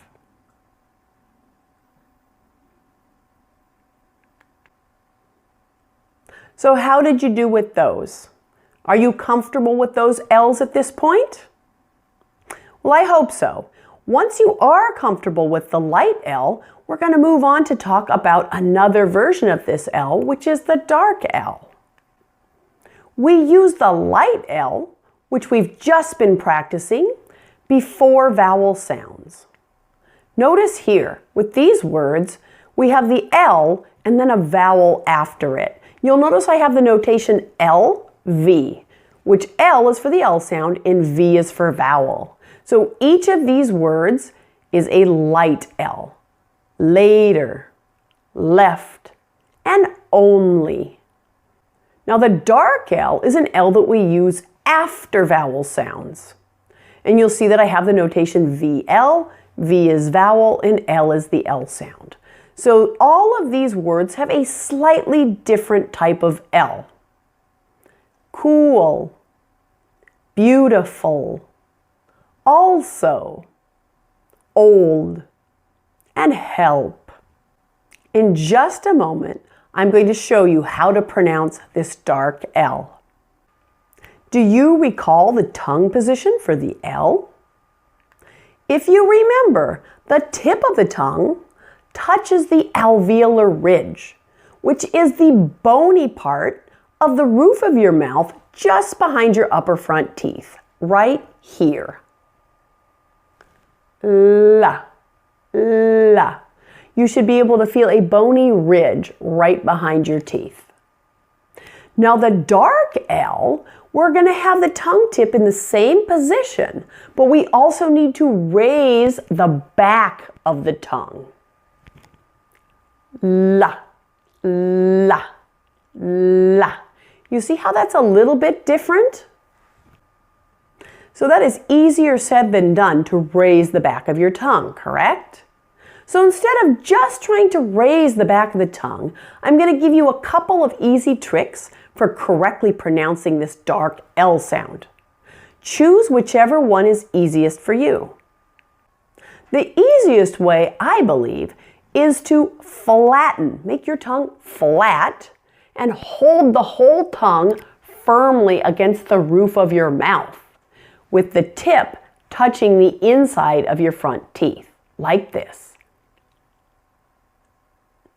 La, la, la. You see the tongue is firmly placed up there and I close my mouth. An alternate way to do this is to stick your tongue out like you are pronouncing the TH and then bite it like this. Either way will work for you because the idea is we need to raise the back of the tongue in addition to the front in order to correctly pronounce this dark L. Another thing we need to do is we need to hold that dark L longer. Let's practice a bit. Here are some common words that have a dark L. Will. And then go ahead and follow along with me. Make sure your tongue is firmly placed on the top of your mouth. Will. Will. Tell. Almost. Else. Until. Really. Couple.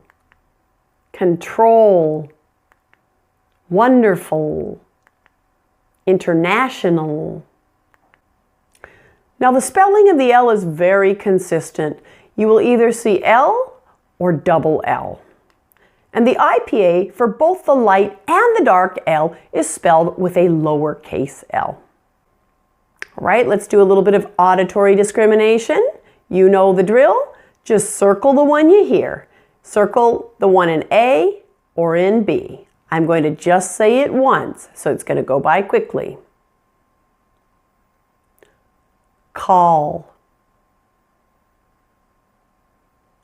Pour. Tear. Deal. Wire. Litter. Saddle. Level. As usual, listen again and again until you're satisfied and then check your answers in the workbook. If you've gotten anything wrong, go back and listen again. Thanks for watching.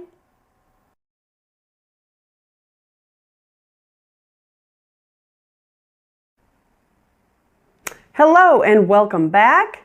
The L is more complicated than you thought, isn't it? Well, there's one more variation we need to talk about, the syllabic L. But before getting into the syllabic L, let's do a bit of practice with the dark L. Just repeat after me with these sentences. I'll tell the little girl. And if you remember, that dark L, you need to have your tongue pressed firmly to the roof of your mouth, with the tip touching your upper front teeth. Like this. Tell, tell. I'll tell the little girl. I'm still not able to sell the ball.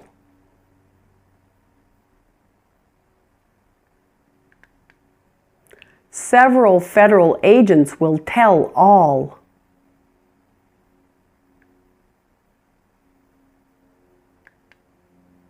The social couple fell in love.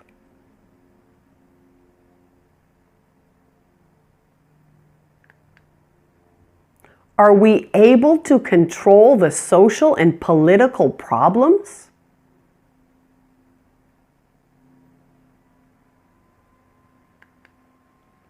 All national and international agents are on call.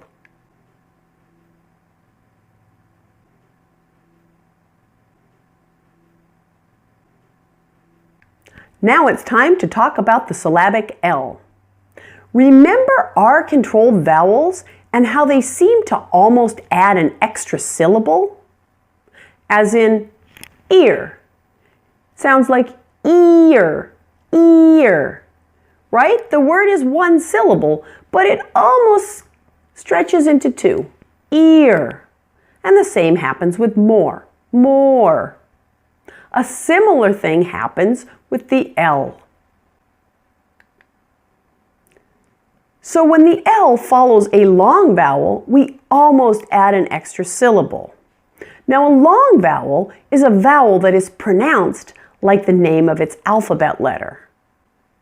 So A, E, I, O, U. When you hear those sounds, the L after it is going to almost add an extra syllable. For example, sail, real, while, whole, school. As you can see, these words are written as one syllable, but pronounced is almost two when we say them slowly. Take a look at sail. Sail.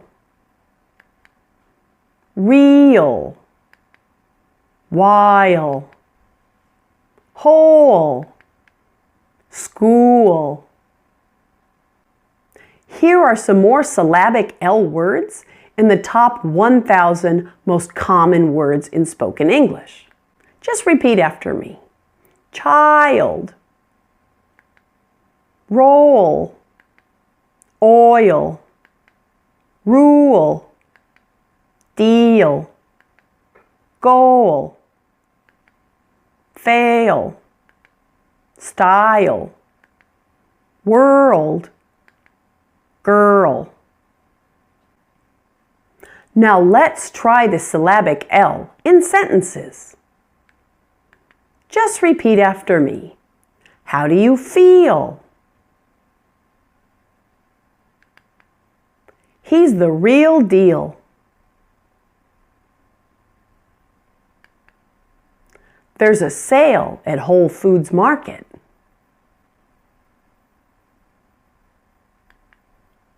It happened while you were at school.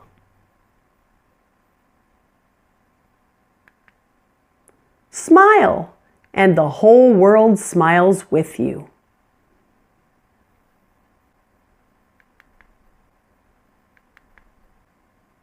That's all for the L sound. But don't go away. I'm going to teach you some more important sounds and little-known pronunciation information in the next sections. And as always, don't forget to complete all of your assignments in the workbook before moving forward to the next section. Thanks for watching.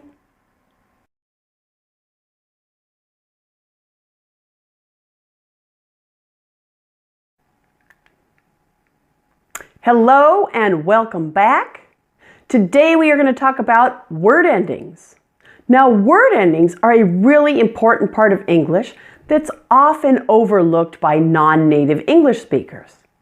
In this lesson, I'm going to talk about the pronunciation of a really common ending in English, and that's the ED. As you know, regular past tense verbs end in ED in English. But don't forget that some adjectives also end in ED. Native speakers may understand what you say if you leave off or mispronounce the ED ending. But they also may get the impression that your command of English is much lower than it really is. And that's not a good thing. You want to make sure you're projecting your most competent and confident self when speaking to others, especially with regards to your career. Did you know that there are 3 different ways to pronounce the ED endings? And you can't just choose whichever pronunciation you like. You need to know when each one is appropriate. Now listen as I tell you a story. Pay close attention to the pronunciation of the underlined words ending in ED. What does the ED sound like? I was heading into the local post office when I saw a young woman who had gone to school with my son. On her hip was her little daughter. After talking for a few minutes, she shared a story of her high school days with my son, and we both smiled. Just then, her little girl pointed up to the heavy folds of wrinkles around my eyes. "What are those?" she asked. I smiled again and said they were laugh lines. She looked at me for a second and then said, "You must laugh a lot." On my way home, that funny, enlightening moment stayed in my mind. Yes, I thought to myself, I have laughed a lot over the years. I have smiled a lot too. I have been blessed. And if my heavy wrinkles are a sign of that, then it's a sign I'm pleased to share with everyone I meet. Stop and replay the video until you're sure you can describe the pronunciation of the ED words. Before analyzing the pronunciation of these ED endings, however, I want to briefly review with you the concept of syllables. So what is a syllable? Well, a syllable includes only one vowel sound in English. Do not confuse sounds with written letters, because in English we can use 2 written vowel letters, but that may only be one sound. Take a look at this example. The words ran and rain. Both are only 1-syllable words and have only one vowel sound. Ran has the A sound and it's spelled with one single A. Rain has an A sound and it's spelled AI. So you'll find that there are 2 written vowel letters in rain, but only one vowel sound. So each of these words is a 1-syllable word. Here are some more examples. The word dog has one vowel sound, the ah, so it's a 1-syllable word. The word boy is a 1 vowel sound word, but it has 2 written vowel letters, OY pronounced oi, so it is also 1 syllable. The word window has 2 vowel sounds and makes 2 separate syllables. Win, do. You hear I, o, so 2 syllables. One more example, the word remember. Remember has 3 vowel sounds, therefore 3 syllables. You hear e, remember, 3 syllables. So I want to take a look at each of the different ED ending words from the story I just read you. And I want you to tell me how many syllables you hear in each of these words. Now the first ED ending word was shared. Shared. This one has 1 syllable. It may look like it should have 2 syllables, but in fact we only pronounce the 1 vowel sound, air. Shared. Smiled. Smiled. Again, there's only 1 vowel sound, I. This one's a little bit different. Pointed. Pointed. In this one, we have 2 syllables. You hear oi in the first syllable, and you hear ed in the second, pointed. Asked. Asked. 1 syllable, looked, looked. One syllable, stayed, stayed. One syllable, a. Laughed, laughed. One syllable, a. Blessed, blessed. One syllable, eh. Pleased, pleased. And again, only one syllable, e. In most cases, the E in the ED is silent. So, what about that D sound in the ED ending? How does that sound? Let's take a look. In shared, the D in the ED sounds like a D, sounds like D. Shared, shared. So just add that D to the R. Shared, shared. In smiled, it sounds exactly the same, correct? Sounds like D. Smiled, smiled. How about this one? Pointed. The ED is fully pronounced here. Ed. Pointed, pointed. Sounds like ed. Also ending in D. Asked, asked. Here you hear something a little bit different. The ED ending sounds like a T, sounds like t, t. Asked, asked, asked. Looked, looked. Did you hear it again? It's a T. Looked, looked, looked. You also notice there's a puff of air coming from my mouth with the ED sound being a T. Looked. Stayed, stayed. Again, this one has a D ending. Stayed. Laughed, laughed. Again, you hear that t, t, that puff of air. Laughed. Blessed, blessed.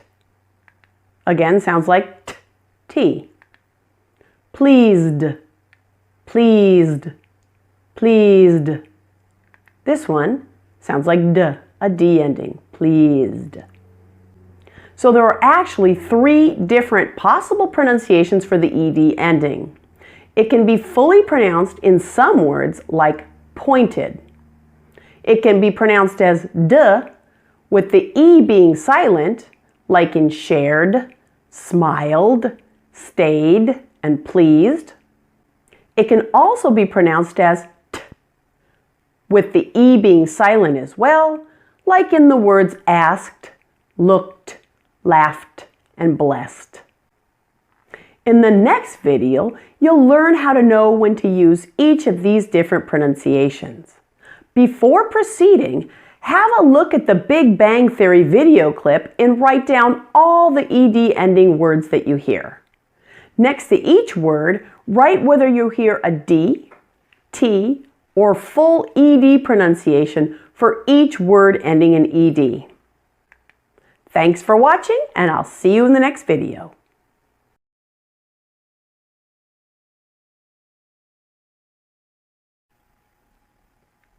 Hello again. In this lesson, we're going to continue talking about the ED ending. As you learned in the prior video, there are actually 3 different pronunciations of the ED ending. It's occasionally pronounced fully as ed, adding the extra syllable to the word. But more often, the E in the ED is silent and it is pronounced as d or t. In this lesson, you're going to learn when to use each pronunciation so your English sounds correct and smart. The pronunciation of the ED ending is dictated by the last sound of the word before adding the ED. Rule number 1, if the word ends in a T or a D, pronounce the ED completely, adding an extra syllable to the word. Here are some common words that end with T. Start. You'll pronounce it started. There should be 2 syllables because this word ends in a T. Wait. Waited. Expect. Expected. And then some common words that end in D. Need. Needed. Again, words ending in D will fully pronounce the ED endings as well. Decide. Decided. Rule number 2. If the word ends in a voiced sound, you'll pronounce the ED ending as D, since D is also a voiced sound. With voiced sounds, you'll hear your vocal cords or larynx vibrate. Now you can find your vocal cords right here in the hollow of your throat. If you feel it with your fingers, you'll notice that it vibrates when you produce voiced sounds. Now let's do a little bit of practice here. I want to illustrate the voice sounds using the ED ending words you found from the story.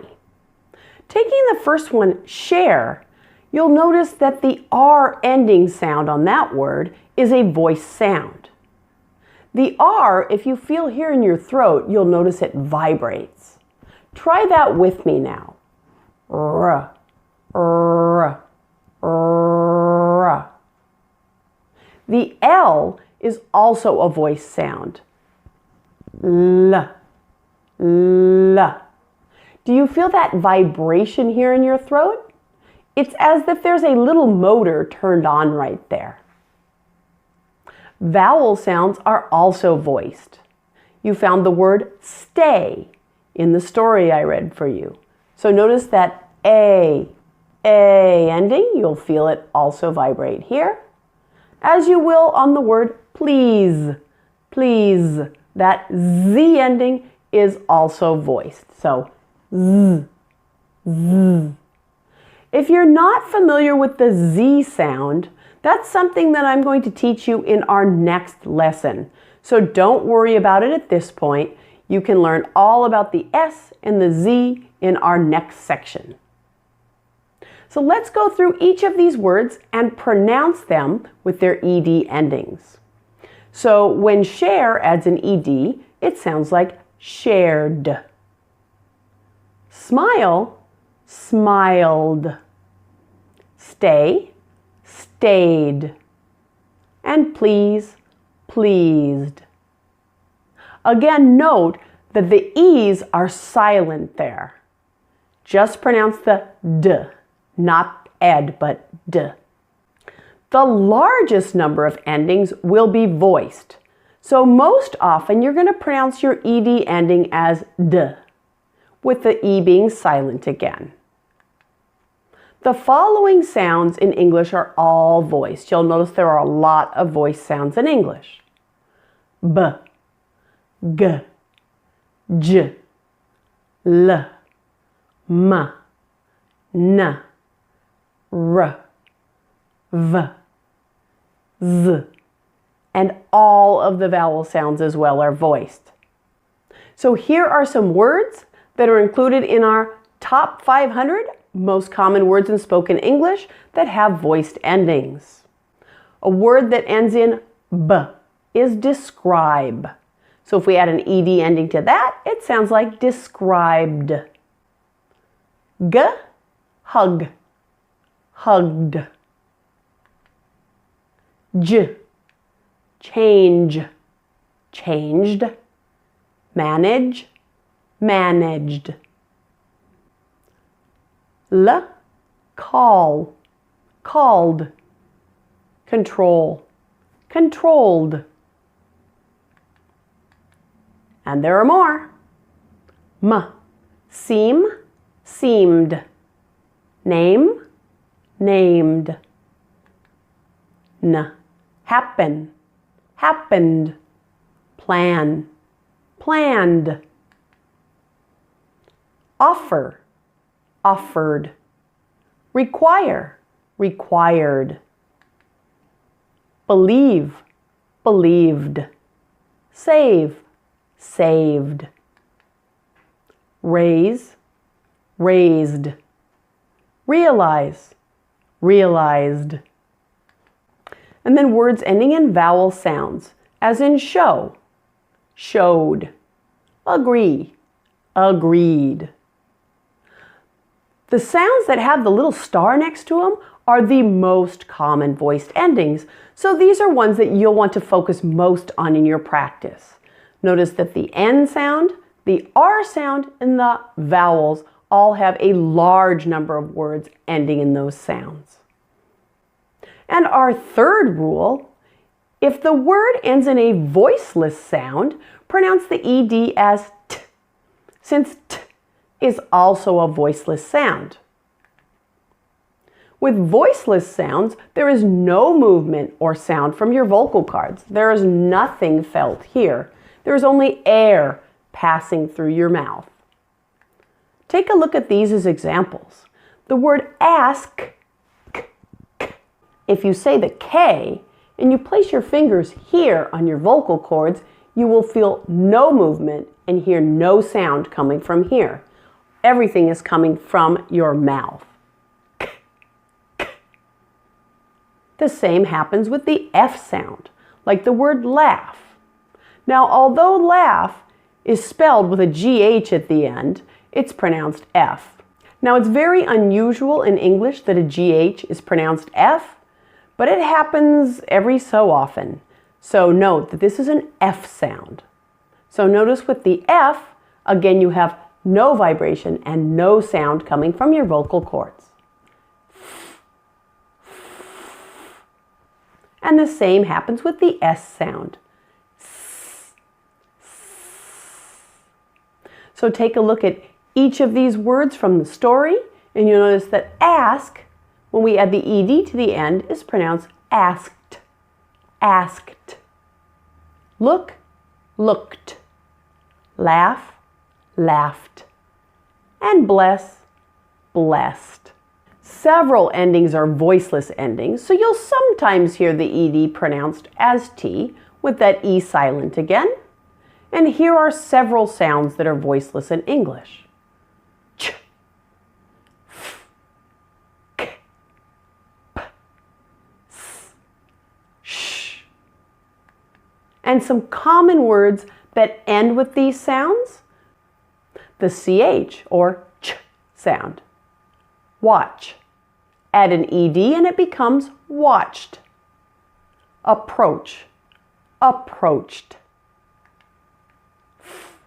Laugh. Laughed. And here are some more. K, a very common voiceless ending. Work becomes worked. Talk, talked. P, stop, stopped. Develop, developed. S, another very common ending. Practice, practiced. Increase, increased. And sh, sh, finish, finished.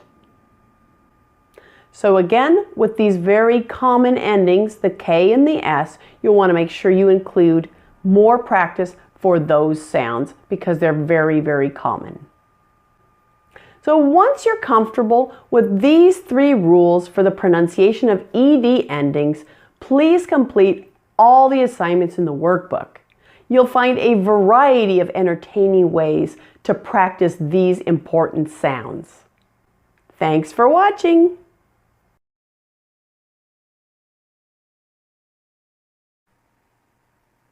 Hello and welcome to our last section in the Important Sounds for Perfect Pronunciation course. In this lesson, I'm going to talk about 2 related sounds that are really important in English, the S and Z. Both S and Z are key sounds in English.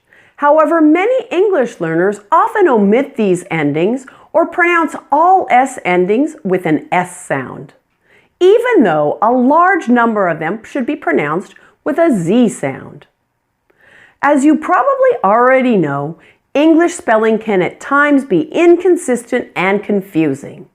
And unfortunately, this can be the case with S and Z sounds. So I'm going to give you some rules and word lists to help you out. The S and Z sounds are almost identical in English. There is only one difference, and that's voicing. So if you can pronounce the S, you can easily learn to pronounce the Z as well. Let's take a look at both of these sounds. For both S and Z, the tongue almost touches the front teeth and alveolar ridge, but not quite.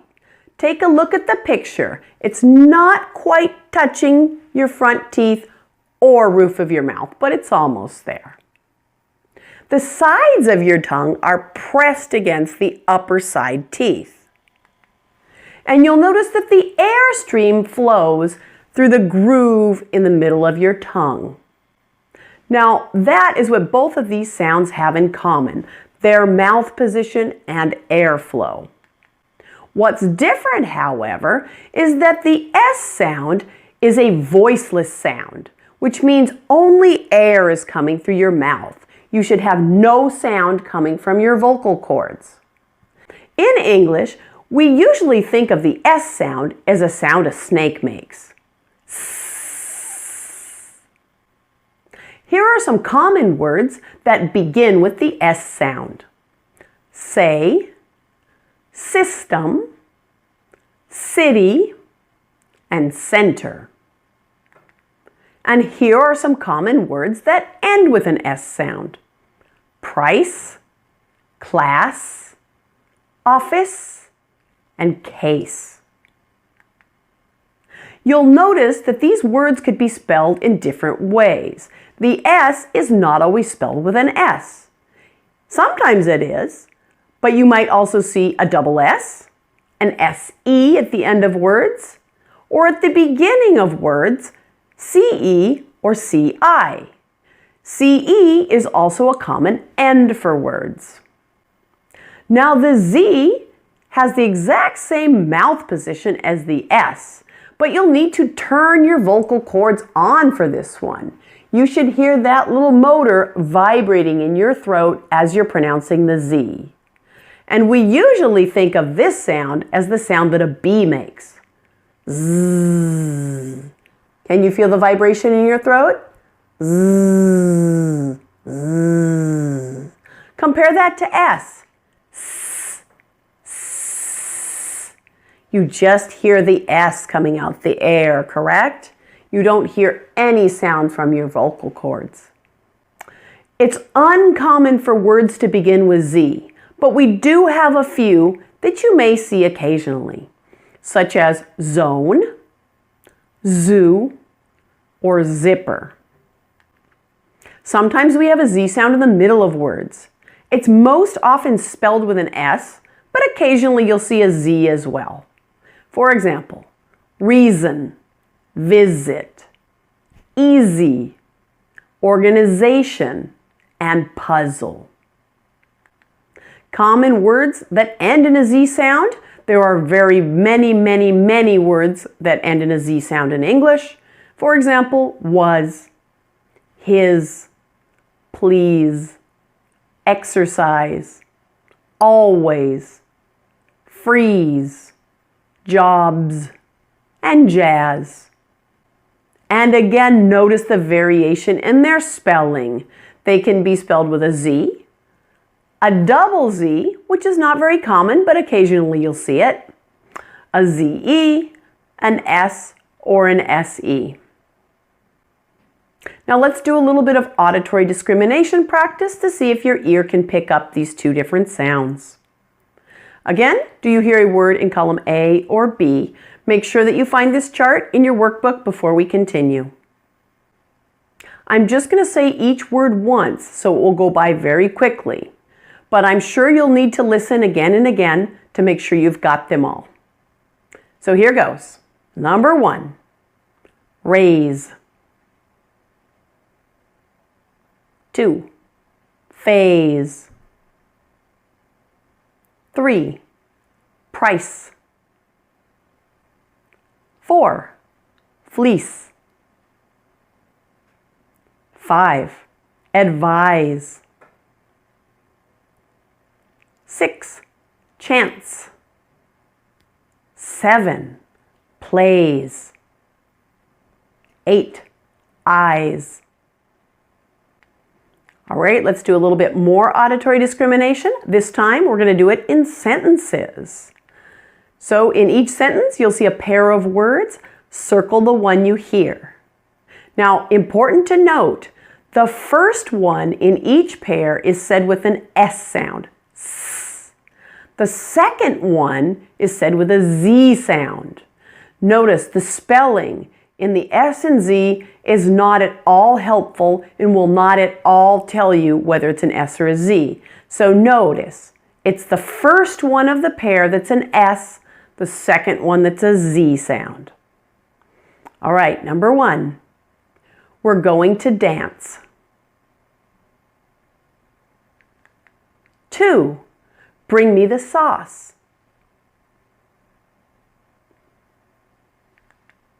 3, I'm tired of the lies.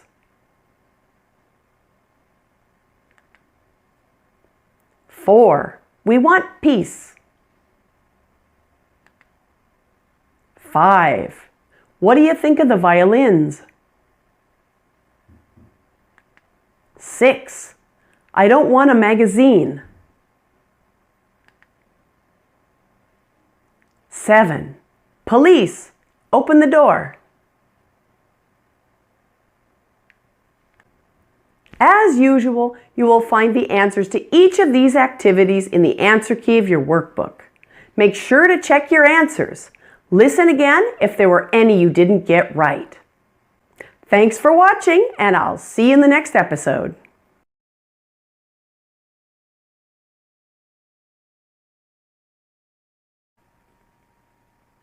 Hello again.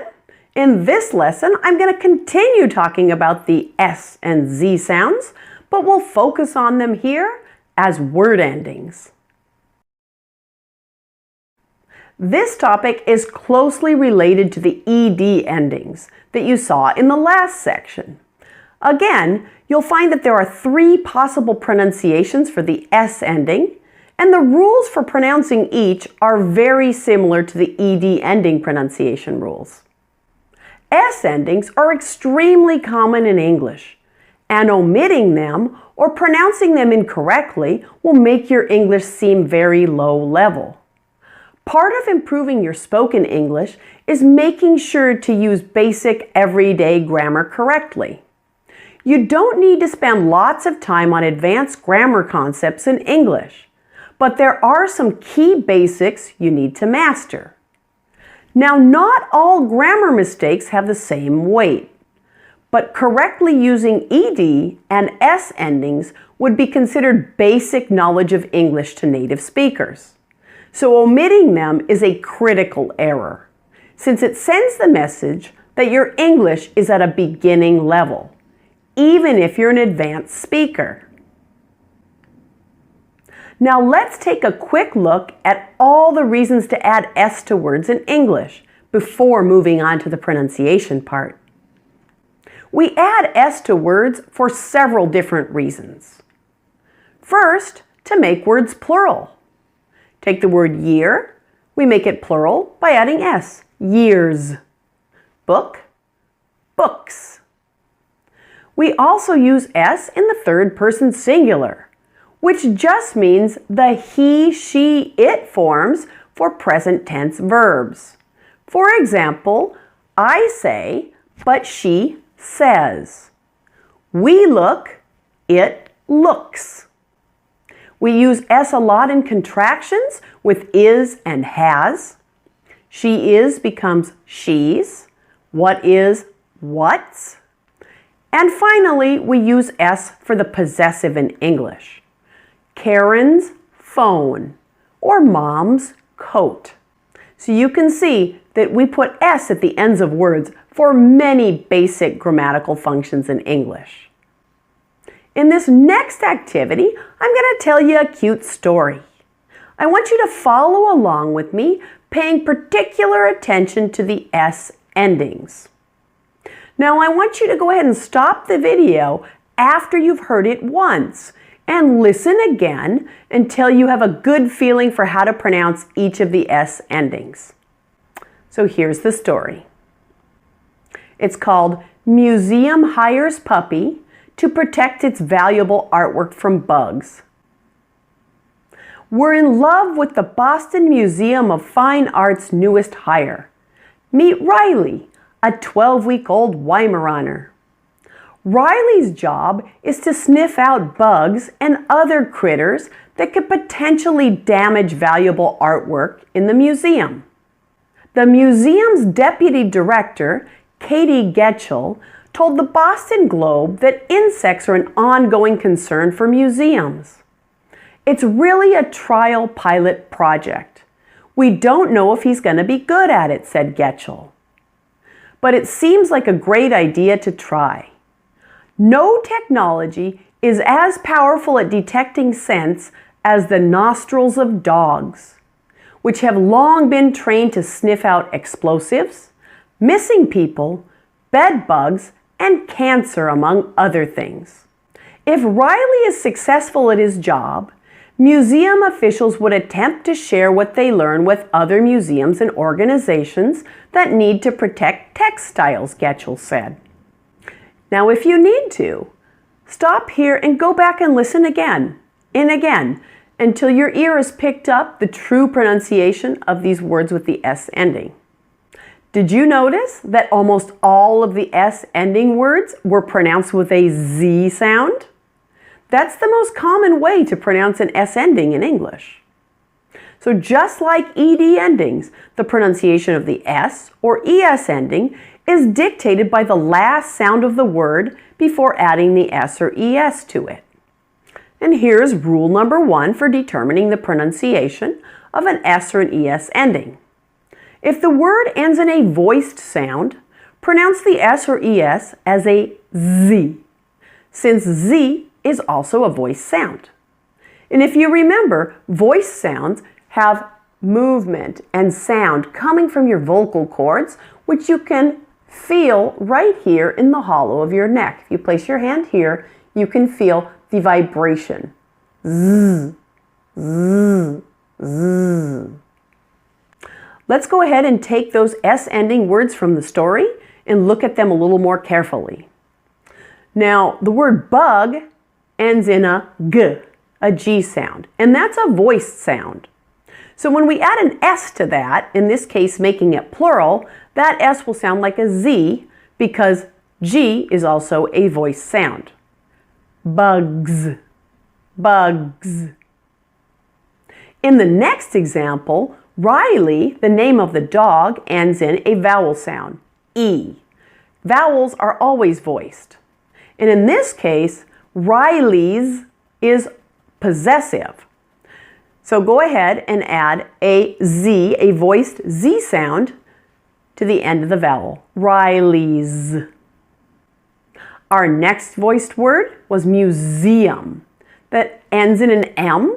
M is also a voiced sound, so add a Z to make it plural. Museums. Official also ends in a voiced sound, L. So again, we're going to add a Z to make it plural. Officials. The largest number of endings in English are voiced, so you will most often pronounce the S or ES as a Z sound, making sure that the E is silent if there is one. The following sounds are all voiced sounds that will require that Z ending. B, D, G, L, M, N, ing, r, v, and all vowel sounds. So let's take a look at some of those top 500 most common words that end with a voiced sound in English. Job, when we make it plural, adding the S to it, will sound like jobs. Words ending in D. Kid becomes kids. Hand, hands. Ending in G. Drug, drugs. Ending in L. People, peoples. School, schools. And there's more. The ones ending in M. Home becomes homes. Program, programs. N. Reason, reasons. Million, millions. NG ending. Thing becomes things. R ending. Number, numbers. Leader, leaders. V ending. Give, gives. Leave, leaves. And all of those different vowel endings, here are a few examples. Know, knows. Try, tries. Issue, issues. City, cities. And again, the starred ones are the most common endings you're likely to encounter. An M, N, R in all vowel endings. So if you would like to focus on something specific in your practice, focus on words ending in those letters more than anything else. Okay, this is a good place to take a break. But please stay tuned for the next lesson when I teach you when to use the other two pronunciations for the S ending. Don't forget to complete the workbook assignments before moving on, and make sure you're singing every day to improve your overall English pronunciation. Thanks for watching, and I'll see you again soon.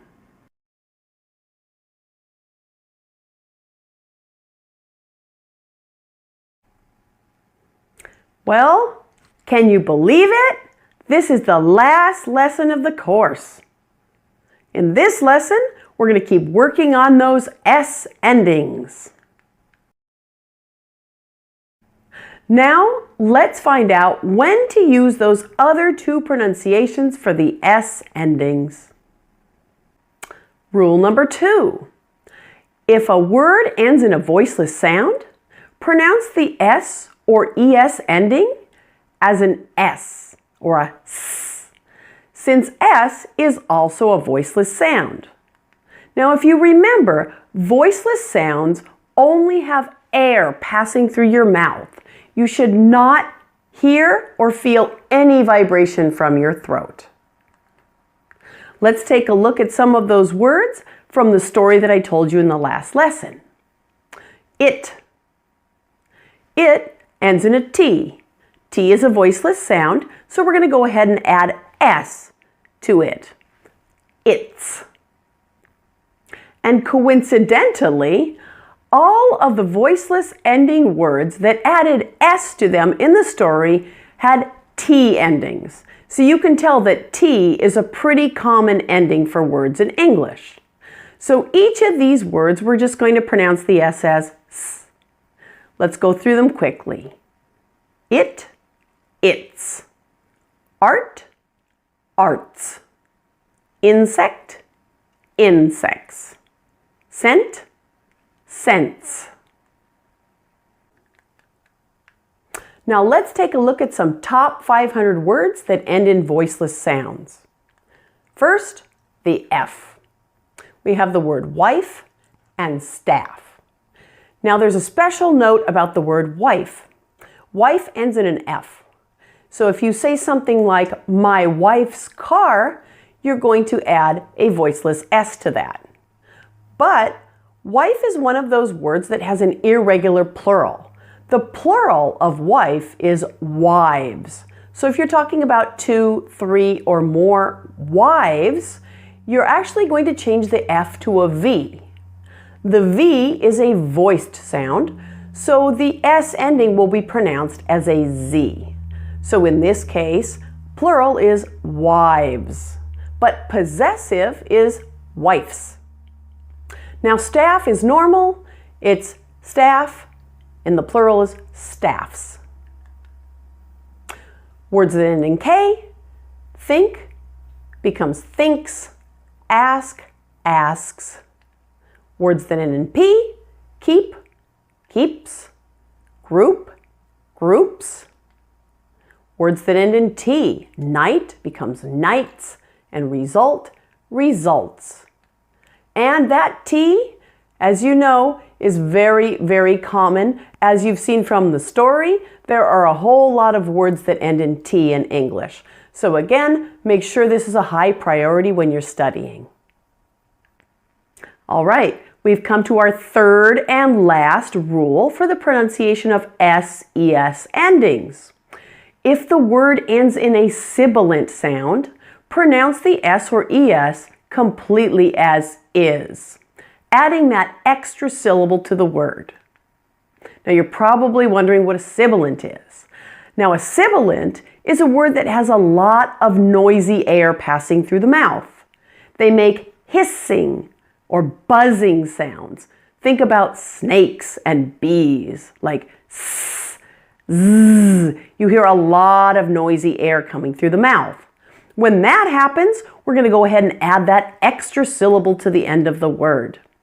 Sibilant sounds include ch, j, s, sh, x, z. The spellings for these sounds may vary, however. I'll go ahead and show you on our next slide. So some top 500 words that have sibilant endings are ending in a CH. Your spelling can be CH or TCH. So teach will sound like teaches. Watch, watches. The J sound, which is typically spelled DGE or just GE, as in page, pages, challenge, challenges. The S, again the S, which can be spelled a variety of ways. Words often end in CE in English, like voice and experience. Their plurals would be voices and experiences. S can also be spelled as a double S at the end of words. Pass, passes, process, processes. S may also be spelled as SE, as in course, courses, sense, senses. Then we have SH.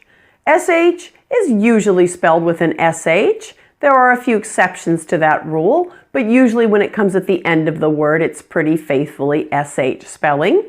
So finish would be finishes, establish, establishes. Z, as you know, can be spelled a variety of ways. It can be spelled with a ZE, like size, which would be sizes. Realize, realizes. Can also be spelled with an SE ending, as in use, which would be uses, and lose, loses. The spelling of the S-ES sound is almost always ES. But that doesn't mean that every time you see an ES, it will be pronounced is with the extra syllable. Sometimes it's just Z or even S. So be careful with that. Now in this activity, I'd like you to follow along with me as I read an excerpt from an interview with a famous actor. In your workbook, I'd like you to make a note above each of the words that ends with S. I want you to note whether it's an S ending, a Z, or an IS. Please use the correct IPA symbol to note that. So please locate that in your workbook before I get started here. Someone asked Drew Carey during a live online interview, "What's your very best life advice?"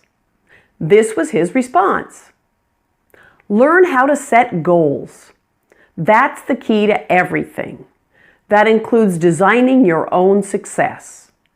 You define what the goal is. It's not somebody else's goal. It's yours. People think automatically, "Oh, I don't want to make money or reach other people's goals." It's not what your relatives want you to do or what society wants you to do. All goal setting is figuring out what you want to do with your life.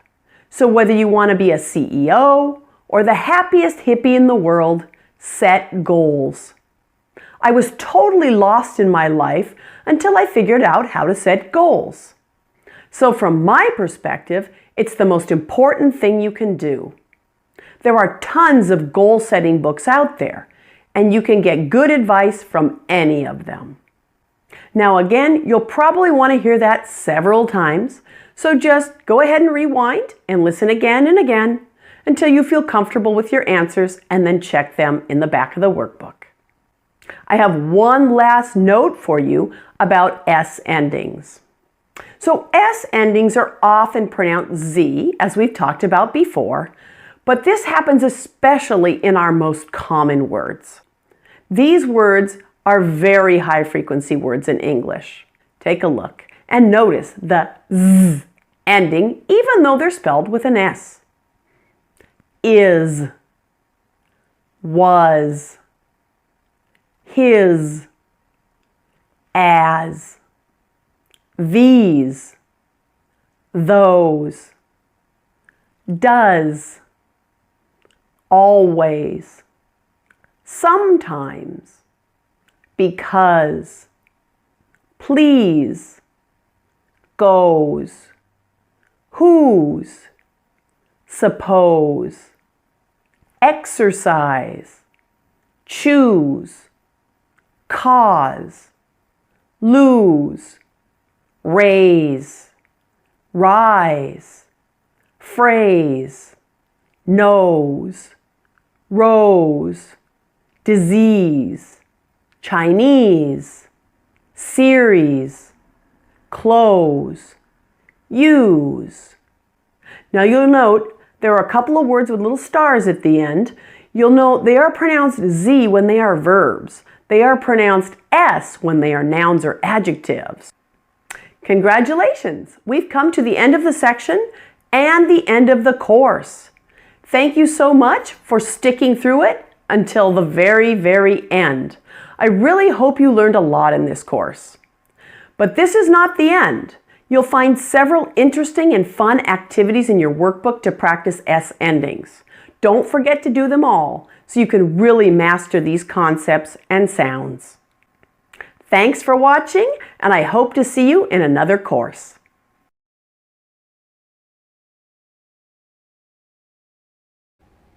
Congratulations on completing the course.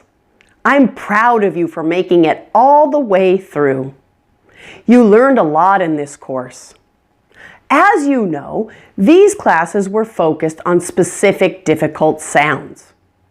But what's actually more important to understandable spoken English is the overall rhythmic and melodic aspects of the language, such as word and sentence stress, linking words, contractions and reductions, grouping words correctly, pausing in the right places, and the rise and fall of your voice. Please join me in my series of courses, The Rhythm and Melody of American English, where you'll master all of these aspects of perfect American speech. And please remember that I'm here for you on your journey to speak clear, understandable English. Don't hesitate to message me if I could be of further help to you. And I'm also happy to connect with you on Facebook and LinkedIn. And don't forget to check out my YouTube channel, where you get a free new lesson every Friday. Best wishes for success in speaking perfect American English.